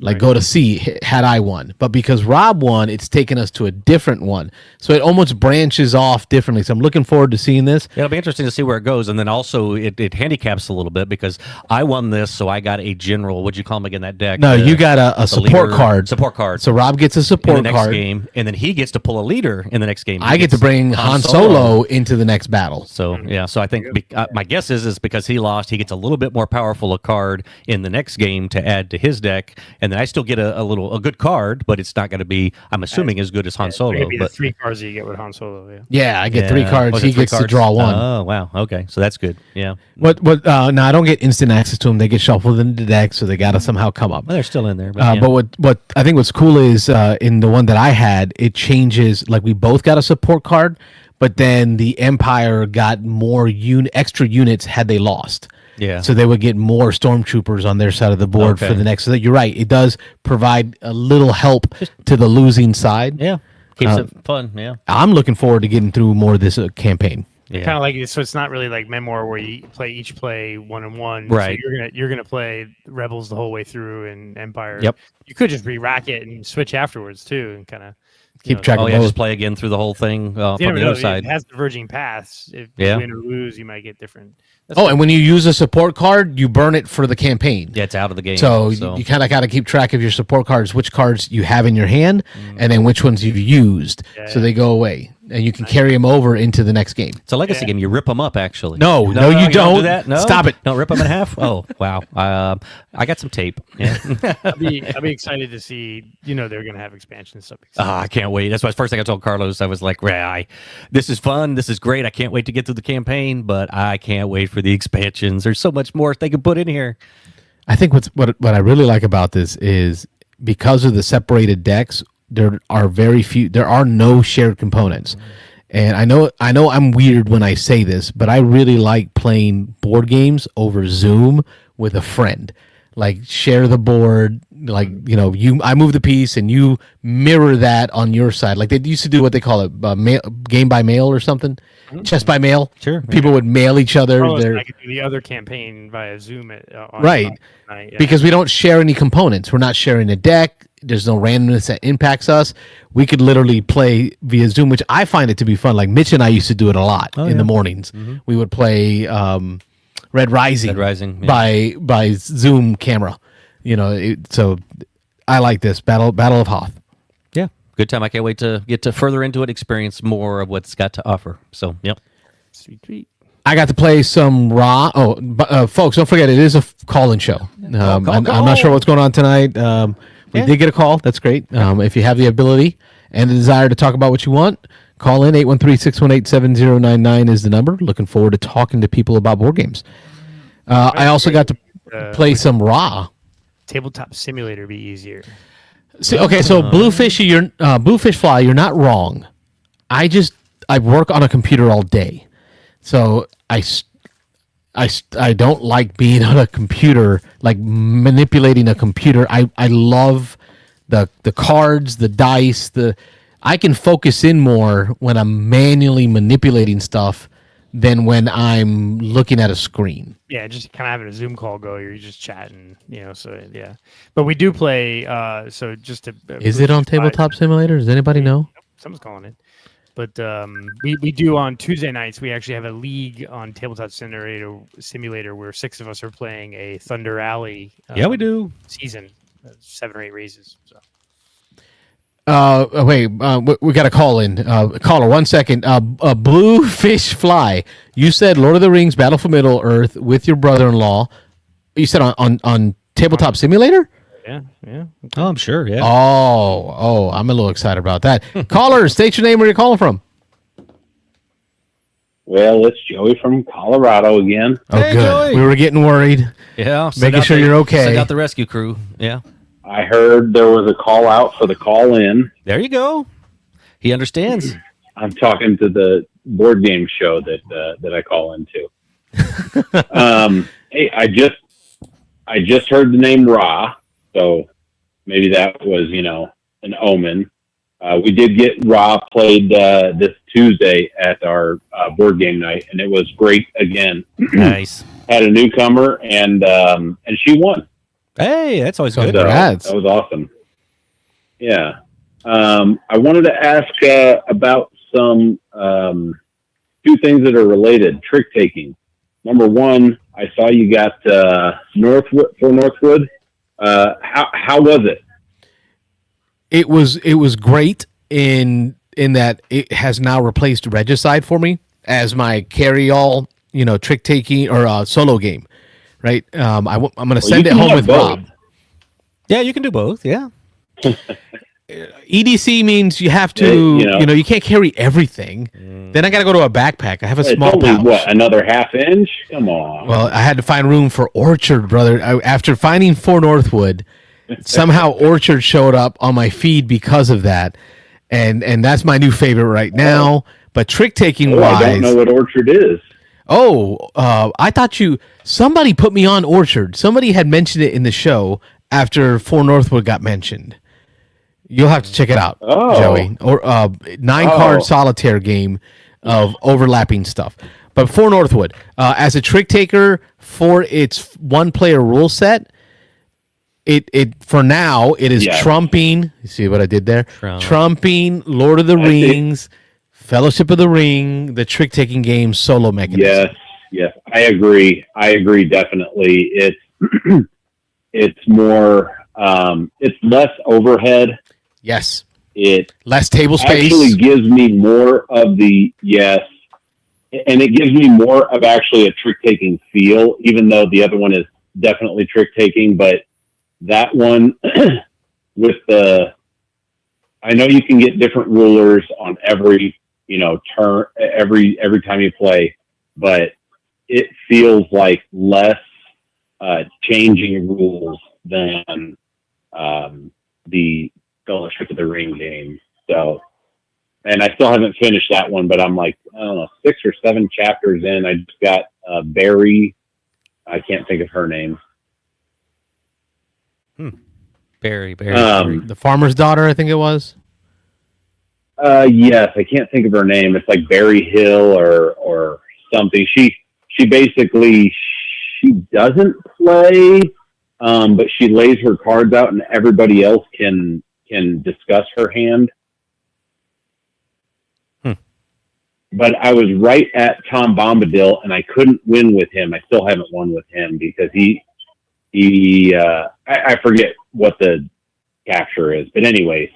So that was that, but I did want to ask you, you had mentioned some Puerto Rican, Barisca. trick takers that you grew up on. I say Puerto Rican, but they're correct? officially, yes, but it's an Italian game, like from like the, I don't know, 400s or something. It's originally Italian, and I think it's called briscola in Italian. In Puerto Rico, we called it brisca, Brisca, I've taught it to Rob. Rob and I I've got played Jackie. at a Puerto Rican restaurant, eating Puerto we Rican did. food, drinking Puerto Rican beer. Yeah, we did. We did. Okay, so in this game, you can play anywhere between 2 and 4 players. 3 is also an option. When you play 2 or 3, you're on your own. When you play 4, you play in teams. The deck is a 40-card deck, so it's 40 cards. The numbers you take out, you can use a regular deck of cards for this. You would just take out, I think it's the 9. I have it written down somewhere. Anyway, you can convert a regular deck into it. But what the key difference here is, it's not a must follow. You don't have to follow. You only hold 3 cards in your hand. You'll draw after each trick. When you set up the game, you'll flop a card face up, and then you put the deck on top of it. That card at the bottom of the deck is your trump for that game. For now on, for that game, that is your trump. So each game, the trump will be different. You'll draw after each play. You don't have to follow. However, the only cards that score you points are going to be in a standard deck of cards, the face cards. And they score a variety of points, a range of points. So the ace, the 3, so it starts with the ace, that's your highest value card, your 3s, then your kings, queens, and jacks, and they're all going to score a decreasing amount of points. So you're really trying to play just for the points. Face cards in that? Well, yeah, and I think it has to do with, in my review of this, right, 1 would be God, 3 would be the Trinity, then the king, then the queen, the jack, on down. Okay. So that's the easiest way to remember the strength. But what I do with my cards, because I buy them at the bodega here in Tampa, just a little Spanish store, I buy the cheap cards there. I will Sharpie the points onto the card. Yep. So to make it easier for Rob to remember which cards give you what points. But it makes a great little 2-player game, 3-player game, and even at 4 with teams, that's where it hits the best. Mm-hmm. Well, that sounds like fun. So you have to have 2 or 3. You have to have at least 2 to play, correct? Yep. It's not solo, but 2, 3, or 4, which is a nice range for a trick taker. Yeah. No, I can get down with that. I did want to mention, bringing it all the way back around. You said sharpening onto cards. I had several decks of cards, and before I could actually get my hands on 4 Northwood, I started writing on cards to make a deck of 4 Northwood cards with all, because it's almost a poker deck, but it requires, like, I don't know, maybe 15 or 20 more cards for all the rulers. Yes. Or it's close. I thought about that, getting like 2 blue decks of bicycle cards, and you might be able to make it happen. Look, when the itch hits, you got to do it. You got to scratch that itch. Yep. So, and actually that one came out of, if you didn't know, that one came out of a competition to create the best game out of a poker deck of cards, and 4 Northwood was created out of that competition. Now that you say that, I do remember that. And became a published game. Yep. Yeah. So I posted in the call-in show in the Discord the rules for Brisca. Oh yeah. So I put them in the Discord. I tagged you in it for it. So you'll see. I think I just heard something come through. It tells you how to break the deck, a regular deck of cards down to the 40 deck. Remove the jokers, remove the 8s, the 9s, and the 10s. Gives you the values, and it tells you how to play right there. So if you've got a trick taker friend, give Briscas a try. It's what I grew up on. It's what my grandmother plays whenever she's in town, and it's amazing because you watch her just like whoop up on us, like 90-something years old, and she will still whoop up on us. That's good. Oh, I love it. All right. Well, I'll let you guys go, and you have a great night, and thanks for taking my call. And I don't know which number of call this was, but if it's 1, it's now a call-in show. My man, he knows the show. There you go. He knows how it works. He's listened. Thanks, Joey. Have a good night. Appreciate it. Thanks, Joey. All right. You guys have a good night. Bye. It's great. I love the show. Thank you, Joey, for making it a call-in show. Phone lines are open again. 813-618-7099 is the number. Keep it going. Keep it a call-in show. All right, what else we got? We got Battle of Hoth. We did For Sale. I was talking Raw, so I got to play. Finally, got to play the deluxe edition. Oh yeah, okay. I got it to the table, taught it to Melissa and Gabe, my wife and my middle son, number 3. Yeah, number 3. Number 3. Yeah. It was still just a 3-player game, so it wasn't as intent. I still want to get a larger player count on it. Yeah. I still love it. You said you seem to imply though that they didn't. There was a lot of cutthroatiness, and again, I think the bidding thing with my family is the meanness of bidding. And you know, when that one flood tile comes out, Everybody wants it, right? And that bidding war happens, and you realize that you spent everything you had last round, so this round it's all garbage tokens. Yep. It adds some negative feeling. So it was not a favorite in the house. Furnace is still better. So the way it was described to me is Furnace is still a better bidding game. But I think part of it is Furnace is an engine building game with bidding attached. Ra is a set collection game with bidding attached. But I think the engine building is a favorite in my family. My family likes engine building games, Gizmos and others. So I can see why Furnace is better. I love the components, the metal coins. They are actually 2 laminated pieces of metal. I didn't know that. Oh, is it? I don't know if I looked. Yep. So when you see it, one half of the coin is like a gold-colored metal, and then they've pressed or glued onto it a pewter side, which is the numbered side. So it made it real easy to see which ones were face up or not. Yeah. We all complained about the wooden tiles, which was supposed to be my favorite part of this. Oh, really? What we found is they are very slick.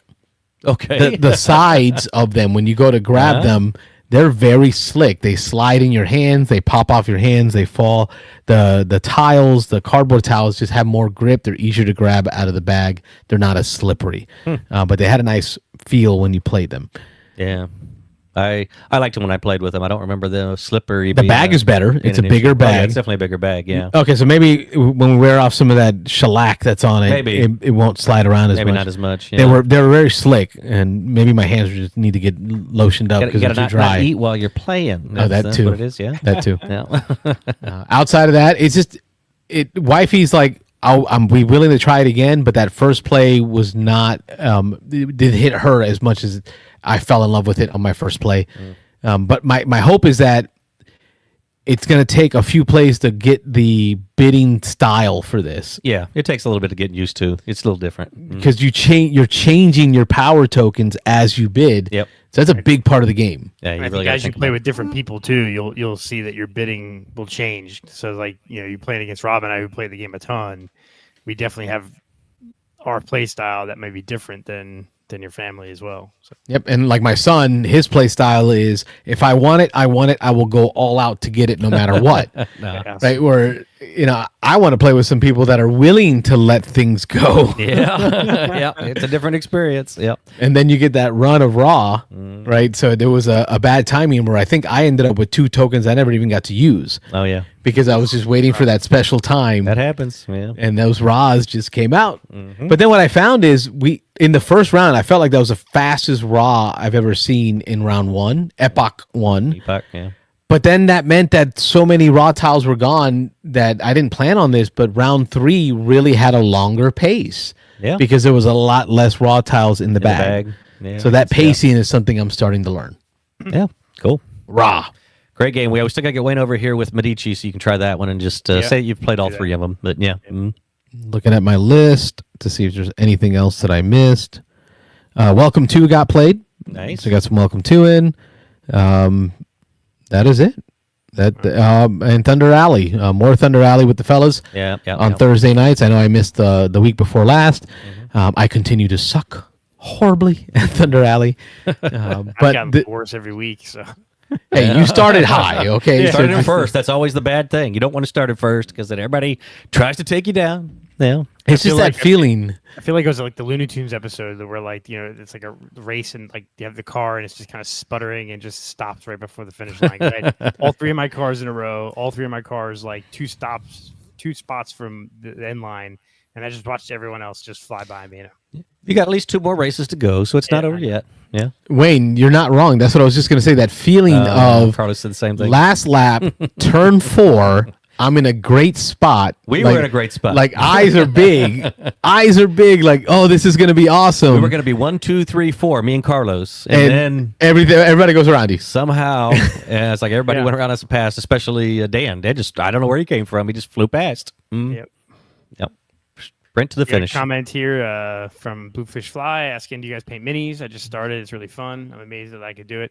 Saying I was never a mini painter, and Christmas last year I got a bunch of painting supplies because they've been on my wish list forever, and surprisingly did some. I don't do it as much as I want, but I've painted, I don't know, like 25% of the minis that are in the Stuff Fables board game, which is one I play with my family.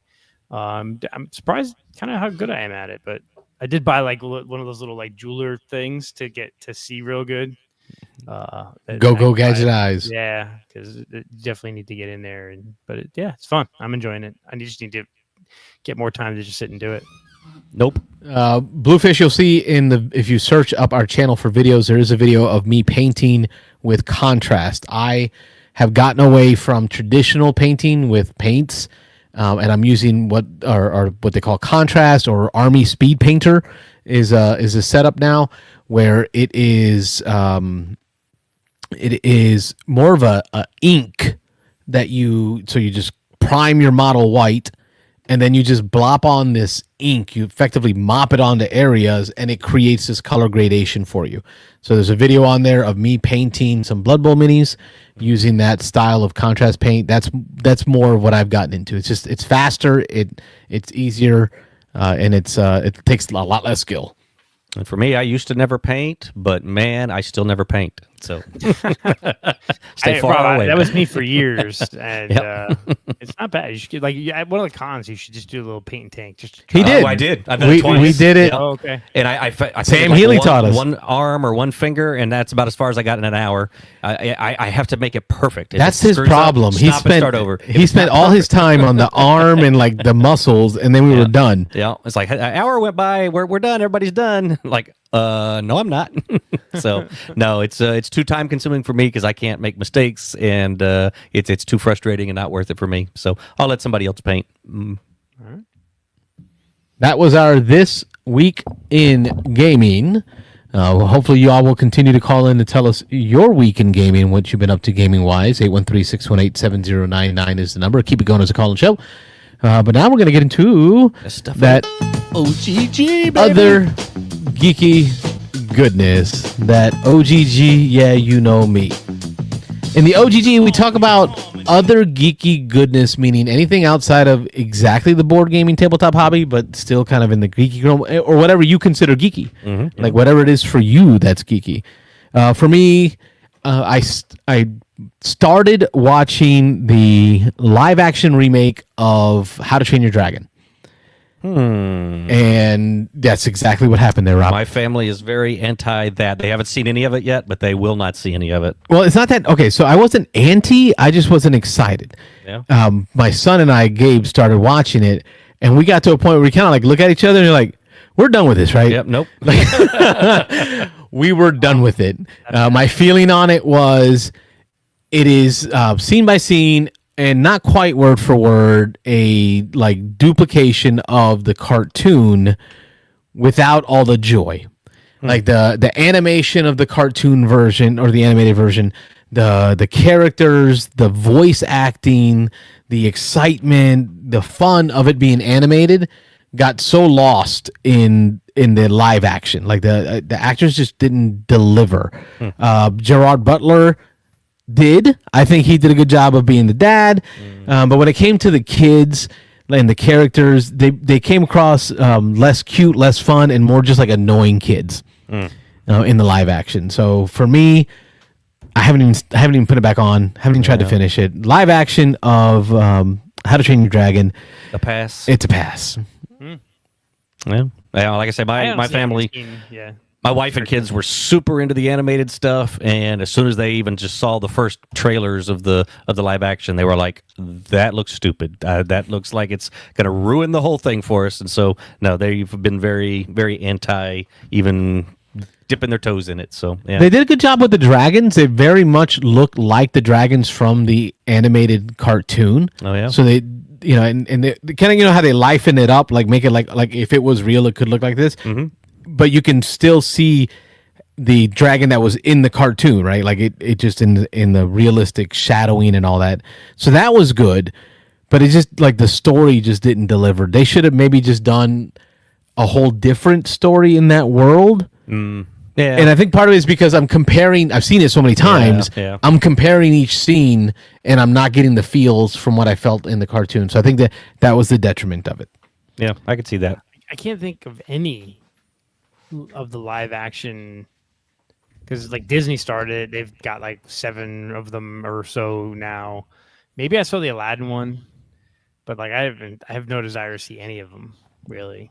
If I see it, it's just by accident. I'm kind of sad that like the other, I know that Train Your Dragons, DreamWorks maybe. Yeah, I think so. Yeah, Kind of a little sad that they're going down that cash grab that Disney has for years with these remakes, because now you'll get like a Shrek or a, But my kids told me that there's a whole land at Epic Universe, or what is it called? Yep. That's How to Train Your Dragon. So it kind of made sense for me because they had to convert this cartoon into a live place, right, where people go to. And Mario World. A Mario World, what'd you say? They have Mario World, don't they? Mario. It's a me. Same thing. Mario. Figure it out. Do one. Beansanddice podcast. State your name. Where are you calling from? It's Donald. How are you? Hello, Donald. We're talking board games. How can I help? So I came into contact with your show on YouTube, and I think it's really something great. I want to talk about a couple of different games in my mind. I'm thinking about starting a couple, and I would love to talk about it. We'd love to hear what you got. we love talking board games. Oh, so all right. So you know how you have Monopoly, right? Yes. Actually, it's inspired by me. I don't know if you know that, because when I was building all these beautiful buildings in New York, they were taking inspiration from me. But we want to do a thing like Monopoly, but for all of DC, right? So you have the beautiful East Wing that we can demolish. We're going to have the ballroom. That's one of the properties you can buy. You can buy lots of other things like the Washington Monument, the great, wonderful Abraham Lincoln Memorial. We're going to have a lot of these different properties around the board, and you can go and purchase this beautiful board game. It's just going to be a great board game, by the way. I think it's going to sell at rates that have never been seen before, because you know what? We're going to actually put it towards the ballroom. I'm running a little dry on donors, so we're going to have to do it quite fast. Some people say this is the greatest board game ever. I hope it is. I really do hope. Some people say. But I want to know your thoughts on it. I want to know your thoughts on that idea. I think it could make board games great again. It sounds nice, right? Yeah, it does. But, yeah. Also other things too. I mean, I've been thinking about different board games. What are your favorite board games? I actually want to ask you that. That's a very important question. All right. Right now, SETI, search for extraterrestrial intelligence, which we're searching right now for intelligence in this room, and we're lacking it. And I'll say you're on the right track. I'll be honest with you. You're on the right track. We know a little bit about the UFOs, right? The UFOs and all the things that have been going on. People say, sir, when are you going to give us the details? I don't know when I'm going to give you the details, but because the fake news would go crazy. If I said anything about the aliens, they'll go crazy. I hear I you. talk about aliens all the time, though. I talk about the illegal aliens that have come over the border, but they don't like to talk about that. They say, sure, we want the other aliens. We want to know where they're coming from. And honestly, I don't know. Do we have any theories on the podcast? Do we have any theories where the other aliens are coming, with their UFOs and they're probing people?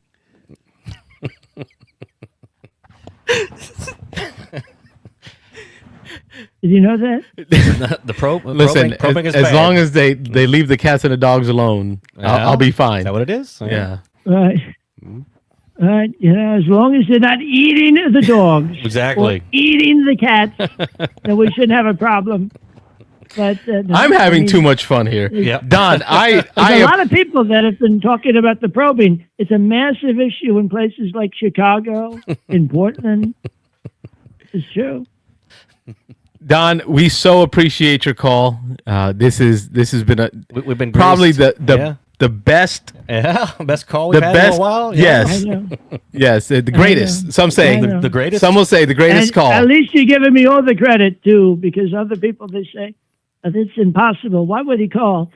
But now I saw that you were live on the YouTube, which you need to continue doing, by the way. It's a fantastic thing what you're doing. You talk about all the board games, and my sons love it.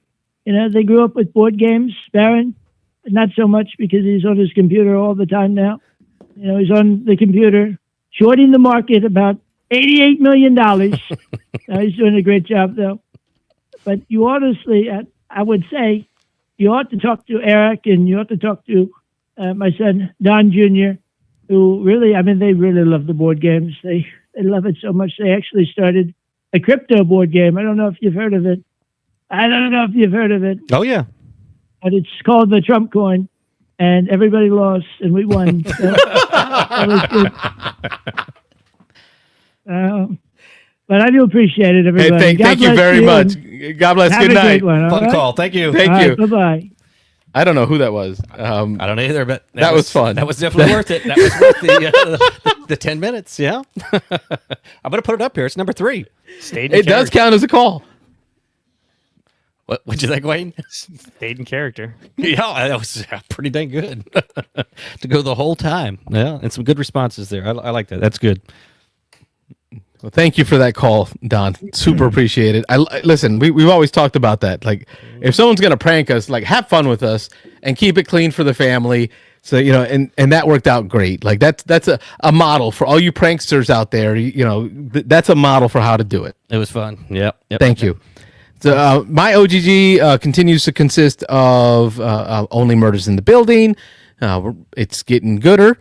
And I'm glad to hear that. The most recent season, you mean? The most I haven't recent started it season? yet. The last season, yeah. Is this the last season? Or No, it's not the last season. The most recent. Oh, the season. most recent. Yes, season. we're on episode by episode at this Oh, point. yeah. Oh, I think okay. I'm Nice. one episode behind because I haven't watched this week's. But, man, Christoph Waltz is so good. That guy's, I love him. He's my son ended up going back because I kept telling him to watch Inglourious Bastards because of him. So he finally watched the whole thing, and so we got to catch up on that. And that was It was good. an interesting interview with him about Inglourious Bastards. He was getting interviewed, and a reporter said, like, what did you do to, like, become, like, the evil that Landa is? The hunter. How did you get to become, like, what did you draw in your own personal life, or what did you do for research to be that evil? And he was just staring at the reporter, like, not understanding him. So the reporter repeats the question. He's like, he's not evil. Like, what? And the reporter's like, what do you mean he's not evil? He's like, well, he doesn't see himself as evil. Like, he thinks he's a good guy. So he's like, no one ever thinks they're the bad guy. Sure. Right. Even at the end, when he's like, "Okay, take me, let's go." Like, it's, And so, like, when you think about the performance, like rewatching that movie after you see that interview with him, where he's like, I wasn't the bad guy, I was the good guy. And you're like, oh shit, that's like just the mentality. it's a bingo. Is that how you say? I mean, there's so many scenes with him. He does great. And then weird. So okay, How to Train Your Dragon was weird, but more weird was watching. My wife was watching this, and I couldn't help but watch with her. Was a movie based on Alec Murdaugh. The Murdaugh murders that occurred. Yeah. Played by Bill Pullman. I saw the trailer for this. Yeah. That was the weirdest way to see Bill Pullman that I've ever seen. Like, I'm like, how the mighty have fallen. You were once the president, right? You were the president of the United States during the alien invasion, and now you're playing like what felt like a Lifetime movie. Yeah. That's what it felt like a Lifetime movie. Okay. So no opinions on the movie. Just it was weird. It was okay. So it did a good job of playing both sides of the if Murdaugh didn't do it, right? Like you know what, these movies where you've seen the real life situation, right? But it doesn't give up and like try to make it a documentary about how he did it or that he did it. It allowed you to watch through the trial and kind of gave you both sides of it, so you're not 100% sure. Like if you didn't really know the outcome of the trial, you were still on edge of, well, was it really him or was it someone else? And again, it did play Bill Pullman almost like you talked about, as if he played it as if he's not the bad guy. Like I am to the very end of the movie. You know what? I didn't do this. I could never do this to my family. So if you're into court dramas and stuff like that, the Murdaugh movie with Bill Pullman, it was okay. I think it was Hulu. Hulu, okay. And that's the extent of my my other geeky goodness. All right, Wayne. Started watching the new season of The Diplomat. Kerry Russell and Rufus Sewell. So that's a good show. If you've not seen it, it's on its third season. So Rufus Sewell, he played a bad guy, but he was the bad guy in A Knight's Tale. And okay. And he's married to, he's like a disgraced diplomat, a U.S. ambassador. His wife, played by Kerry Russell, who's the wife in The Americans TV show. If you watch that, which is another great show if you've never watched The Americans. And she becomes like the ambassador to England, and like this, it's kind of like this political drama. It's really, really good. It's on its third season, so started watching that. And then same thing on Netflix. They have an animated Splinter Cell TV show that I'm starting watching, but those I'm kind of going through slowly because I have finally started playing Baldur's Gate 3 on the computer, and it is sucking every hour, moment, minute of my life because I don't know. I played Baldur's Gate 2, and Icewind Dale and Planescape Torment back in the day, and put hundreds of hours into those games. So I'm kind of sucked into it, and so I've been playing a ton of Baldur's Gate 3 in the last few days. Nice. That's a throwback. Yep. Oh, this one, the Baldur's Gate 3 came out, I don't know, 3 or 4 years ago, 3 years ago. So, and did they just come out with a board game for it now? Baldur's Gate. Yeah, there's like a city game. Gate. Yeah. I want to try that one out. It looks pretty cool. And they're reprinting Lords of Waterdeep In the news. Yeah, in the news. So so my twig. Was that Renegade or Restoration? I can't remember anymore. Renegade. It was Renegade. Yep. So my other geeky goodness for probably the next few weeks is going to be a whole lot of Baldur's Gate 3. Yeah. Roberto. I don't have a whole lot. I was actually kind of thinking about this while y'all were talking. I was like, man, how every week I don't have a lot of new shows and stuff I've been watching. I grab all the coattails of you two when you tell me something's good, or when Dan or Mike or somebody or something's in. So I'm always kind of late to it. So I was like, why don't I? And then I started thinking, I think I watch. I'm not going to say too much. I watch a lot of sports, and that's I know sports ball doesn't go with what we do here so much, but and sometimes they're at odds. But man, I watch football, I watch golf, I watch hockey. I got season tickets to the Lightning. Oh, there's your answer. You got what time do you have left? It's like every night. If whatever we're doing while you guys are probably watching shows with the family, me and my sons are watching the football game or the hockey game or whatever. So yeah, so I'm a little out of it. I really haven't watched hardly any TV. I'm playing a ton of BGA. Got games going with my two older kids now nonstop, constantly. I've got a couple 2-player games I'm playing with my son, a couple with my daughter, and then we've got some 3-players that we're all playing in. And we're all sucking together at the crew. Yes, the crew. Yes, we are. So we're on the 4th or 5th try on this mission. Yeah, but the suckage is strong with us. Yes, it is. So and my kids blame me, of course, for every time we lose. So I hear about it. But anyway, the only other thing is I just posted just a minute ago. It reminded me. My daughter actually posted this, which was kind of cool. It says the Star Wars Advent calendar. So I just posted it up on there.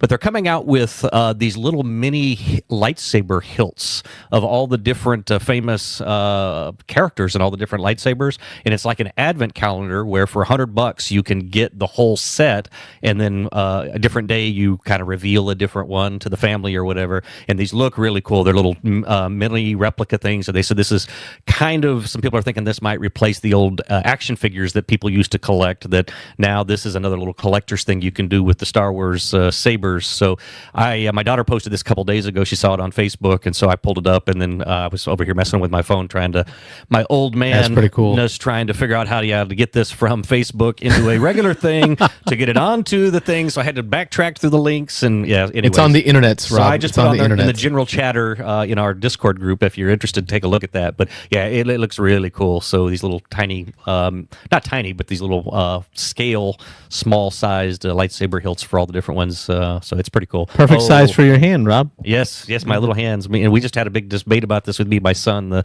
Xbox controller versus the PlayStation controller. He loves the Xbox, but he's got bigger hands than I do. I love the PlayStation because it's smaller. Yeah, do you remember the first Xbox controller, like Xbox huge. One? Yeah. That thing was like a pie plate. Yeah. It was huge. Yeah. Hot off the presses. Oh yeah, I saw that. A legacy. There's a lot of negativity towards this already, but I'm Why? sure that's what you were going to hit, Wayne. Or y'all haven't seen? Oh, you didn't read all the message boards. Holy mackerel! Yeah, No, I'm not on the internet. If you read if you go to the GameFound page and you read all the comments, people are upset because what they appear to be doing, what they've announced, is this is a legacy game, but they are splitting it into 2 separate campaigns, and there's going to be 1, 2, 3, and 4 in the first campaign, and then it's going to be a whole separate campaign for 5, 6, and 7, the second half of the legacy game, and people are tearing them a new one about how money hungry and I'm grubby confused. this is, and why would you have to pay for 2 games when this should be 1 legacy game, and that this better have tons of components, and it's ugly. It's really ugly. Did they announce a price? Replayable campaign divided into 2 parts. On the campaign, will launch part 1, cover missions 1 through 4, and then part 2 will have 5 through 7 in 2026. It looks like it's replayable though, so it's a campaign that's replayable. So it's not really a legacy. Yeah, it's campaign. Yeah, and that's people have said that as well. Not really a legacy game. Legacy, you're destroying and you're changing it. This is more of a resettable campaign. Yeah, and so there's been a lot of bad comments on there. So I read that now. I haven't read it in the last 24 hours, but I read it day before yesterday, and it was I think there was 1 positive comment out of about 50 that I read, and 49 just ripping them up and down on it. So and then they'll all still buy it. So yeah, probably yeah. So OGG Bluefish Fly talking about rewatching Stranger Things. I almost want to I'll probably do like a YouTube recap, like give me like a 20-minute video recap. And what's good is my kid has now watched all of Stranger Things, so we'll watch it together. When does that come out? I think Halloween. Oh, is it really? Better hurry up, bro. I hadn't heard a date yet, but I You know got a they're week. Close. Yeah, they're all in their 30s or 40s now, and so anyway, it's been 11 is now like 45. it's been a long time. Her number has changed. Yeah. Anyway, but yeah, I'm looking forward to it. I mean, my family all enjoyed it, so we'll all huddle around the TV and watch them when they come out. Sorry. Final season. The final season will release. Volume 1 premieres November 26th. Okay, so I got a little more time. Then Volume 2 premieres on December 25th. And then the series finale will air on New Year's Eve. Oh, okay. Cool. Robbie brought up sports ball. I'll tell you what, I have never watched so much football ever. Like my oldest is into it. Or the American NFL or the college or NFL, American football. Okay, American football. So my 18-year-old Julian has been watching USF college ball. Oh, okay. So now on Saturdays, college ball's on the TV. Yeah. And then on Sundays and Mondays and Thursdays, oh my goodness. Oh yeah. It's every Christian night. has been watching NFL. There you go. So I like it. Just having a chance to sit with them and talk with them, it's a joy. So I've never watched this much football in my life. But I'm enjoying spending time with them.